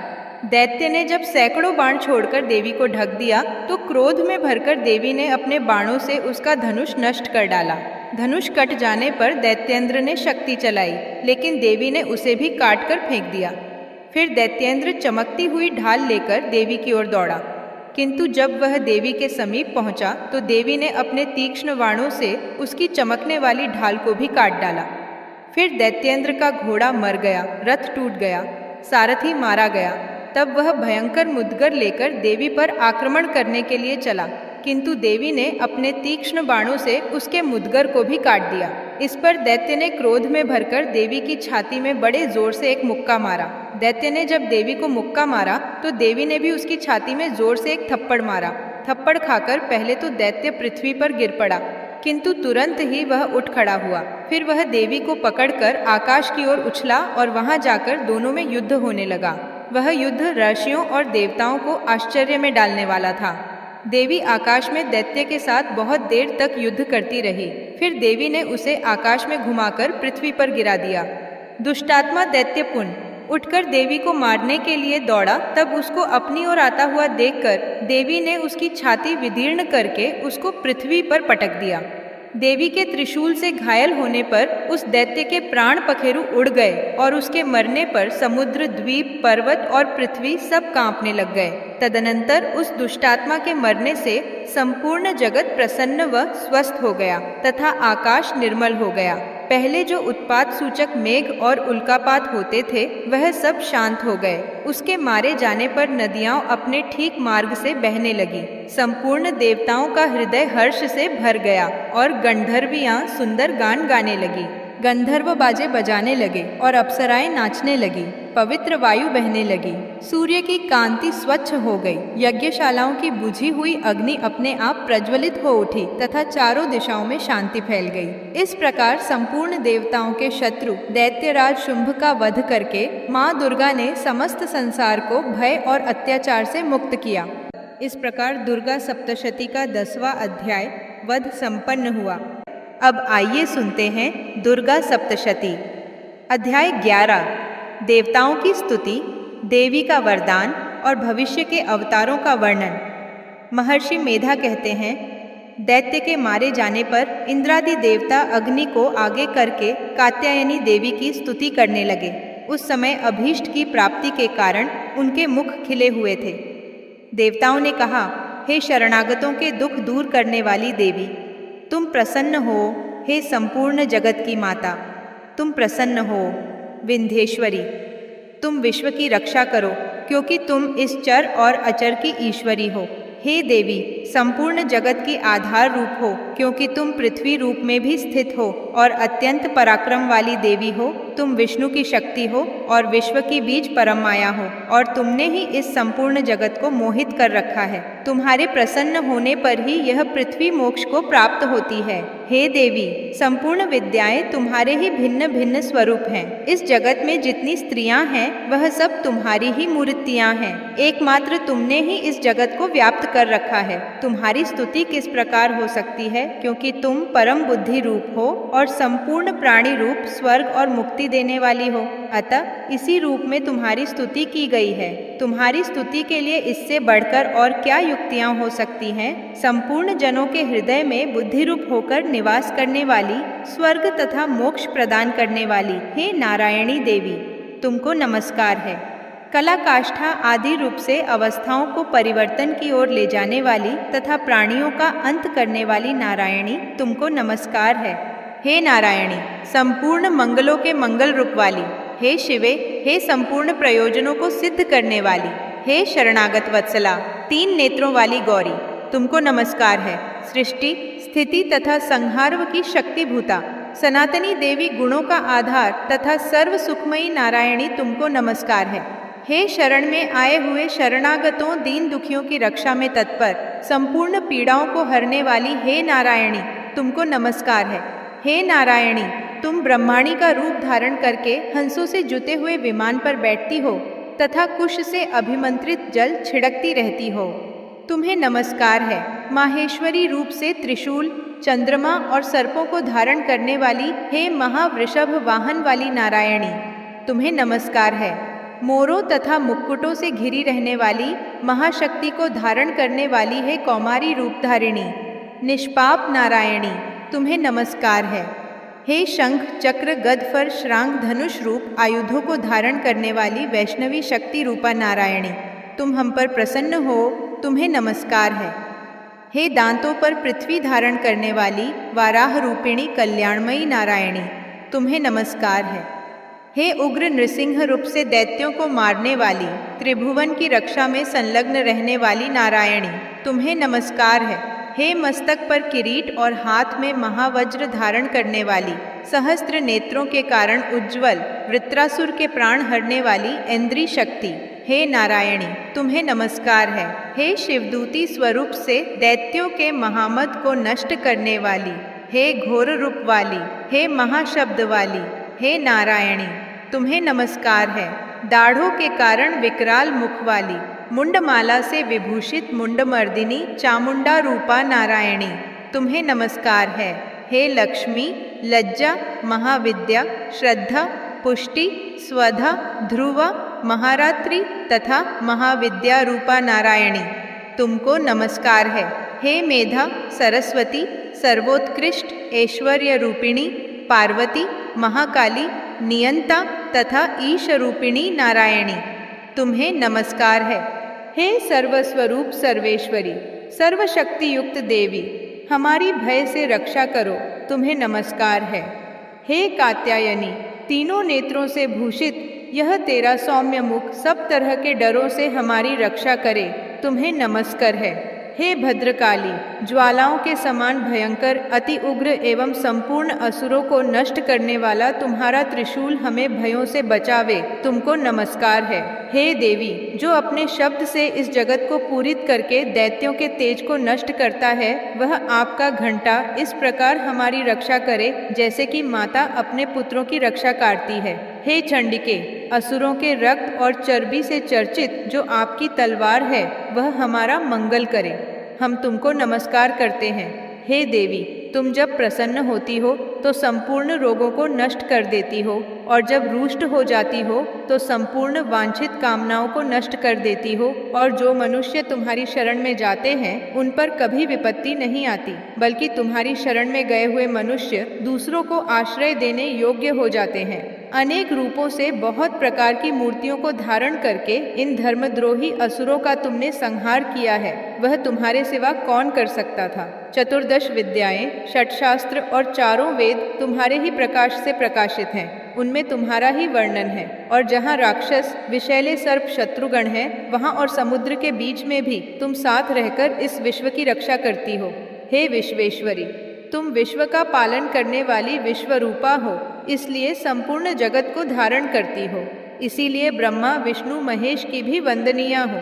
जो भक्ति पूर्वक तुमको नमस्कार करते हैं वह विश्व को आश्रय देने वाले बन जाते हैं। हे देवी, तुम प्रसन्न हो और असुरों को मारकर जिस प्रकार हमारी रक्षा की है, ऐसे ही हमारे शत्रुओं से सदा हमारी रक्षा करती रहो। संपूर्ण जगत के पाप नष्ट कर दो और पापों तथा उनके फल स्वरूप होने वाली महामारी आदि बड़े बड़े उपद्रवों को शीघ्र ही दूर कर दो। विश्व की पीड़ा को हरने वाली देवी, शरण में पड़े हुओं पर प्रसन्न हो। त्रिलोक निवासियों की पूजनीय परमेश्वरी, हम लोगों को वरदान दो। देवी ने कहा, हे देवताओं, मैं तुमको वर देने को तैयार हूँ।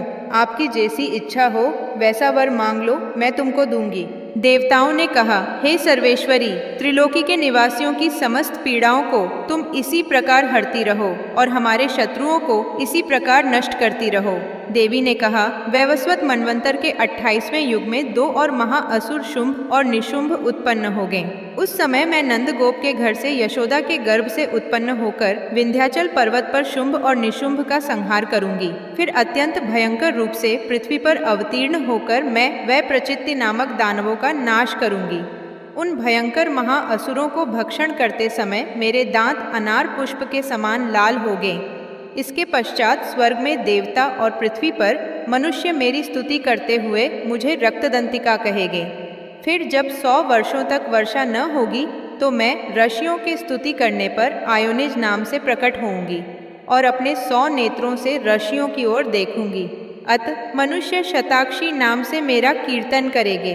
उसी समय मैं अपने शरीर से उत्पन्न हुए प्राणों की रक्षा करने वाले शाकों द्वारा सब प्राणियों का पालन करूंगी और तब इस पृथ्वी पर शाकंभरी के नाम से विख्यात होंगी। और इसी अवतार में मैं दुर्ग नामक महाअसुर का वध करूंगी और इससे मैं दुर्गा देवी के नाम से प्रसिद्ध होऊंगी। इसके पश्चात जब मैं भयानक रूप धारण करके हिमालय निवासी ऋषियों महर्षियों की रक्षा करूंगी, तब भीमा देवी के नाम से मेरी ख्याति होगी। और जब फिर अरुण नामक असुर तीनों लोगों को पीड़ित करेगा, तब मैं असंख्य भ्रमरों का रूप धारण करके उस महादैत्य का वध करूंगी। तब स्वर्ग में देवता और मृत्युलोक में मनुष्य मेरी स्तुति करते हुए मुझे भ्रामरी नाम से पुकारेंगे। इस प्रकार जब जब पृथ्वी राक्षसों से पीड़ित होगी, तब तब मैं अवतरित होकर शत्रुओं का नाश करूंगी। यह था दुर्गा सप्तशती का अध्याय 11, जहाँ देवताओं ने माँ की स्तुति की और देवी ने त्रिलोक की रक्षा करने के लिए अपने कई अवतारों का वर्णन करके देवताओं को वरदान दिया। अब आरंभ करते हैं दुर्गा सप्तशती का 12वां अध्याय, फलश्रुति। आइए श्रद्धा और भक्ति के साथ इस पावन पाठ का श्रवण करें। देवी बोली, हे देवताओं, जो पुरुष इन स्तोत्रों द्वारा एकाग्र चित्त होकर मेरी स्तुति करेगा, उसके संपूर्ण कष्टों को निसंदेह हर लूंगी। मधुकैटभ के नाश, महिषासुर के वध और शुंभ तथा निशुंभ के वध की जो मनुष्य कथा कहेंगे, मेरे महात्म्य को अष्टमी, चतुर्दशी व नवमी के दिन एकाग्र चित्त से भक्ति पूर्वक सुनेंगे, उनको कभी कोई पाप न रहेगा। पाप से उत्पन्न हुई विपत्ति भी उनको न सताएगी। उनके घर में दरिद्रता न होगी और न उनको प्रियजनों का बिछोह होगा। उनको किसी प्रकार का भय न होगा। इसीलिए प्रत्येक मनुष्य को भक्ति पूर्वक मेरे इस कल्याणकारक महात्म्य को सदा पढ़ना और सुनना चाहिए। मेरा यह महात्म्य महामारी से उत्पन्न हुए संपूर्ण उपद्रवों को एवं 3 प्रकार के उत्पातों को शांत कर देता है। जिस घर व मंदिर में या जिस स्थान पर मेरा यह स्तोत्र विधि पूर्वक पढ़ा जाता है, उस स्थान का मैं कभी भी त्याग नहीं करती और वहाँ सदा ही मेरा निवास रहता है। बलिदान, पूजा, होम तथा महोत्सवों में मेरा यह चरित्र उच्चारण करना तथा सुनना चाहिए। ऐसा हवन या पूजन मनुष्य जानकर या बिना जाने करे, मैं उसे तुरंत ग्रहण कर लेती हूँ। और शरद काल में प्रत्येक वर्ष जो महापूजा की जाती है, उनमें मनुष्य भक्ति पूर्वक मेरा यह महात्म्य सुनकर सब विपत्तियों से छूट जाता है और धन, धान्य तथा पुत्र आदि से संपन्न हो जाता है। और मेरे इस महात्म्य व कथाओं इत्यादि को सुनकर मनुष्य निर्भय हो जाता है और महात्म्य के श्रवण करने वालों के शत्रु नष्ट हो जाते हैं तथा कल्याण की प्राप्ति है और उनका कुल आनंदित हो जाता है। सब कष्ट शांत हो जाते हैं तथा भयंकर स्वप्न दिखाई देना तथा घरेलू दुख इत्यादि सब मिट जाते हैं। बालगृहों में ग्रसित बालकों के लिए यह मेरा महात्म्य परम शांति देने वाला है। मनुष्यों में फूट पड़ने पर यह भली भांति मित्रता करवाने वाला है। मेरा यह महात्म्य मनुष्यों को मेरी जैसी सामर्थ्य की प्राप्ति करवाने वाला है। पशु, पुष्प, अर्घ्य, धूप, गंध, दीपक इत्यादि सामग्रियों द्वारा पूजन करने से, ब्राह्मण को भोजन करा के हवन करके, प्रतिदिन अभिषेक करके, नाना प्रकार के भोगों को अर्पण करके और प्रत्येक वर्ष दान इत्यादि करके जो मेरी आराधना की जाती है और उससे मैं जैसी प्रसन्न हो जाती हूँ, वैसी प्रसन्न मैं इस चरित्र के सुनने से हो जाती हूँ। यह महात्म्य श्रवण करने पर पापों को हर लेता है तथा आरोग्य प्रदान करता है। मेरे प्रादुर्भाव का कीर्तन दुष्ट प्राणियों से रक्षा करने वाला है। युद्ध में दुष्ट दैत्यों का संहार करने वाला है। इसके सुनने से मनुष्य को शत्रुओं का भय नहीं रहता। हे देवताओं, तुमने जो मेरी स्तुति की है अथवा ब्रह्मा जी ने जो मेरी स्तुति की है, वह मनुष्यों को कल्याणमयी बुद्धि प्रदान करने वाली है। वन में सूने मार्ग में अथवा दावानल से घिर जाने पर, वन में चोरों से घिरा हुआ या शत्रुओं द्वारा पकड़ा हुआ, जंगल में सिंहों से, व्याघ्रों से या जंगली हाथियों द्वारा पीछा किया हुआ, राजा के क्रुद्ध हो जाने पर, मारे जाने के भय से, समुद्र में नाव के डगमगाने पर, भयंकर युद्ध में फंसा होने पर, किसी भी प्रकार की पीड़ा से पीड़ित, घोर बाधाओं से दुखी हुआ मनुष्य मेरे इस चरित्र को स्मरण करने से संकट से मुक्त हो जाता है। मेरे प्रभाव से सिंह, चोर या शत्रु इत्यादि दूर भाग जाते हैं और पास नहीं आते। महर्षि ने कहा, प्रचंड पराक्रम वाली भगवती चंडिका यूं कहने के पश्चात सब देवताओं के देखते ही देखते अंतर्धान हो गई और संपूर्ण देवता अपने शत्रुओं के मारे जाने पर पहले की तरह यज्ञ भाग का उपभोग करने लगे। और उनको अपने अधिकार फिर से प्राप्त हो गए तथा युद्ध में देवताओं के शत्रुओं शुंभ व निशुंभ के देवी के हाथों मारे जाने पर बाकी बचे हुए राक्षस पाताल को चले गए। हे राजन, इस प्रकार भगवती अंबिका नित्य होती हुई भी बार बार प्रकट होकर इस जगत का पालन करती है, इसको मोहित करती है, जन्म देती है और प्रार्थना करने पर समृद्धि प्रदान करती है। हे राजन, भगवती ही महाप्रलय के समय महामारी का रूप धारण करती है और वही संपूर्ण ब्रह्मांड में व्याप्त है और वही भगवती समय समय पर महाकाली तथा महामारी का रूप बनाती है और स्वयं अजन्मा होती हुई भी सृष्टि के रूप में प्रकट होती है। वह सनातनी देवी प्राणियों का पालन करती है और वही मनुष्य के अभ्युदय के समय घर में लक्ष्मी का रूप बनाकर स्थित हो जाती है तथा अभाव के समय दरिद्रता बनकर विनाश का कारण बन जाती है। पुष्प, धूप और गंध आदि से पूजन करके उसकी स्तुति करने से वह धन एवं पुत्र देती है और धर्म में शुभ बुद्धि प्रदान करती है। यह था दुर्गा सप्तशती का 12वां अध्याय, देवी महात्म्य का महत्व। अब आरंभ करते हैं दुर्गा सप्तशती का 13वां और अंतिम अध्याय। दुर्गा सप्तशती का 13वां और अंतिम अध्याय, राजा सुरथ और वैश्य को देवी का वरदान। आइए श्रद्धा भाव से इस अध्याय का पावन पाठ सुनते हैं। महर्षि मेधा ने कहा, हे राजन, इस प्रकार देवी के उत्तम महात्म्य का वर्णन मैंने तुमको सुनाया। जगत को धारण करने वाली इस देवी का ऐसा ही प्रभाव है। वही देवी ज्ञान को देने वाली है और भगवान विष्णु की इस माया के प्रभाव से तुम और यह वैश्य तथा अन्य विवेकी जन मोहित होते हैं और भविष्य में मोहित होगे। हे राजन, तुम इसी परमेश्वरी की शरण में जाओ। यही भगवती आराधना करने पर मनुष्य को भोग, स्वर्ग तथा मोक्ष प्रदान करती है। मार्कंडेय जी ने कहा, महर्षि मेधा की यह बात सुनकर राजा सुरथ ने उन उग्र व्रत वाले ऋषि को प्रणाम किया और राज्य के छिन जाने के कारण उसके मन में अत्यंत ग्लानि हुई और वह राजा तथा वैश्य तपस्या के लिए वन को चले गए और नदी के तट पर आसन लगाकर भगवती के दर्शनों के लिए तपस्या करने लगे। दोनों ने नदी के तट पर देवी की मूर्ति बनाई और पुष्प, धूप, दीप तथा हवन द्वारा उसका पूजन करने लगे। पहले उन्होंने आहार को कम कर दिया, फिर बिल्कुल निराहार रहकर भगवती में मन लगाकर एकाग्रता पूर्वक उसकी आराधना करने लगे। वह दोनों अपने शरीर के रक्त से देवी को बलि देते हुए 3 वर्ष तक लगातार भगवती की आराधना करते रहे। 3 वर्ष के पश्चात जगत का पालन करने वाली चंडिका ने उनको प्रत्यक्ष दर्शन देकर कहा। देवी बोली, हे राजन तथा अपने कुल को प्रसन्न करने वाले वैश्य, तुम जिस वर की इच्छा रखते हो वह मुझसे मांगो। वह वर मैं तुमको दूंगी क्योंकि मैं तुम पर अत्यंत प्रसन्न हूँ। मार्कंडेय जी कहते हैं, यह सुन राजा ने अगले जन्म में नष्ट न होने वाला अखंड राज्य और इस जन्म में बलपूर्वक अपने शत्रुओं को नष्ट करने के पश्चात अपना पुण्य राज्य प्राप्त करने के लिए भगवती से वरदान मांगा। और वैश्य ने भी, जिसका चित्त संसार की ओर से विरक्त हो चुका था, भगवती से अपनी ममता तथा अहंकार रूप आसक्ति को नष्ट कर देने वाले ज्ञान को देने के लिए कहा। देवी ने कहा, हे राजन, तुम शीघ्र ही अपने शत्रुओं को मारकर पुण्य अपना राज्य प्राप्त कर लोगे। तुम्हारा राज्य स्थिर रहने वाला होगा। फिर मृत्यु के पश्चात आप सूर्यदेव के अंश से जन्म लेकर सावर्णिक मनु के नाम से इस पृथ्वी पर ख्याति को प्राप्त होगे। हे वैश्य, कुल में श्रेष्ठ, आपने जो मुझसे वर मांगा है वह आपको देती हूँ। आपको मोक्ष को देने वाले ज्ञान की प्राप्ति होगी। मार्कंडेय जी कहते हैं, इस प्रकार उन दोनों को मनोवांछित वर प्रदान कर तथा उनसे अपनी स्तुति सुनकर भगवती अंतर्धान हो गई और इस प्रकार क्षत्रियों में श्रेष्ठ वह राजा सुरथ भगवान सूर्यदेव से जन्म लेकर इस पृथ्वी पर सावर्णिक मनु के नाम से विख्यात हुए। या देवी सर्वभूतेषु मातृ रूपेण संस्थिता, नमस्तस्यै नमस्तस्यै नमस्तस्यै नमो नमः। इस प्रकार पूर्ण होता है दुर्गा सप्तशती का 13वां अध्याय। राजा सुरथ को अखंड राज्य और वैश्य को मोक्षदायक ज्ञान का वरदान प्रदान कर माँ भगवती अंतर्धान हो जाती है। यही है दुर्गा सप्तशती का संपूर्ण महात्म्य। इस प्रकार श्री दुर्गा सप्तशती के सभी 13 अध्याय का पाठ संपन्न होता है।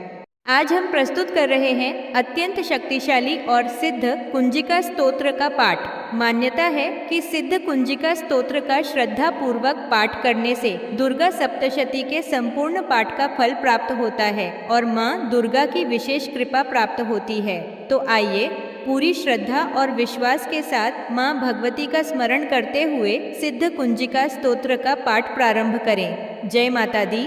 भगवान शंकर ने पार्वती से कहा, हे देवी, मैं इस उत्तम कुंजिका स्तोत्र का वर्णन करता हूँ, जिस कुंजिका मंत्र के प्रभाव से ही चंडी दुर्गा पाठ का पूर्ण फल प्राप्त होता है।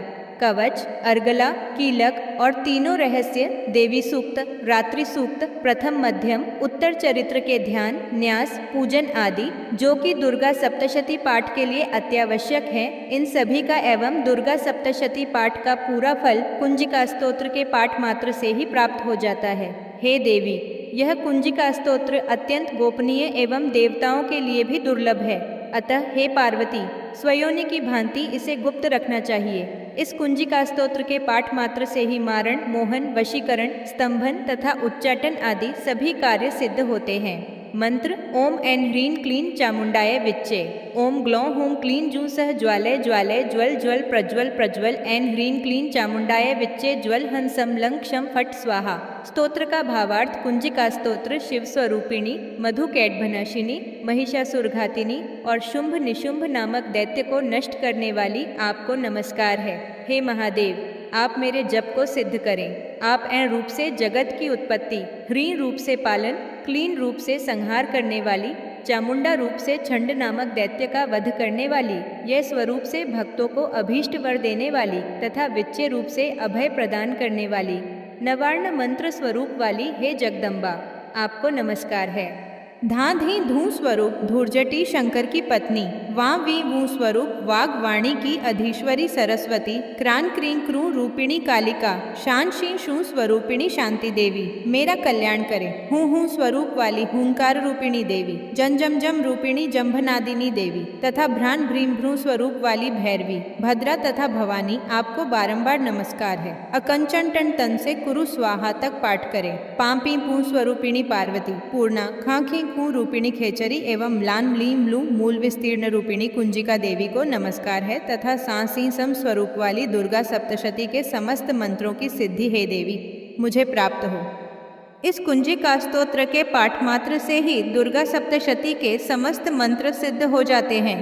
हे पार्वती, इस गुप्त स्तोत्र का रहस्य नास्तिक अर्थात शास्त्र में अश्रद्धालु जनों के लिए नहीं बताना चाहिए। हे देवी, जो इस कुंजिका स्तोत्र के पाठ के बिना दुर्गा सप्तशती का पाठ करता है, उसे अरण्य जंगल में रोदन के समान सिद्धि प्राप्त नहीं होती, अर्थात उसका सप्तशती पाठ व्यर्थ होता है। आपने श्रद्धा और भक्ति के साथ सिद्ध कुंजिका स्तोत्र का पाठ सुना, इसके लिए आपका बहुत बहुत धन्यवाद। दुर्गा सप्तशती के इस पवित्र पाठ में यदि हमसे कोई त्रुटि या भूल हुई हो तो उसके लिए हम माँ दुर्गा से क्षमा प्रार्थना करते हैं। तो आइए विनम्र भाव से क्षमा प्रार्थना करते हैं। हे परमेश्वरी, मेरे द्वारा रात दिन सहस्रों अपराध होते हैं, यह मेरा दास है, ऐसा समझकर मेरे अपराधों को क्षमा करो। हे परमेश्वरी, मैं आह्वान, विसर्जन और पूजन करना नहीं जानती, मुझे क्षमा करो। हे सुरेश्वरी, मैंने जो मंत्रहीन, क्रियाहीन, भक्तियुक्त पूजन किया है वह स्वीकार करो। हे परमेश्वरी, अज्ञान से, भूल से अथवा बुद्धि भ्रांति से जो न्यूनता अथवा अधिकता हो गई है उसे क्षमा करिए तथा प्रसन्न हो जाइए। जय माता दी। आपने संपूर्ण श्रद्धा और भक्ति के साथ श्री दुर्गा सप्तशती का पाठ सुना, इसके लिए आपका बहुत बहुत धन्यवाद। माँ दुर्गा की कृपा आप और आपके परिवार पर सदैव बनी रहे।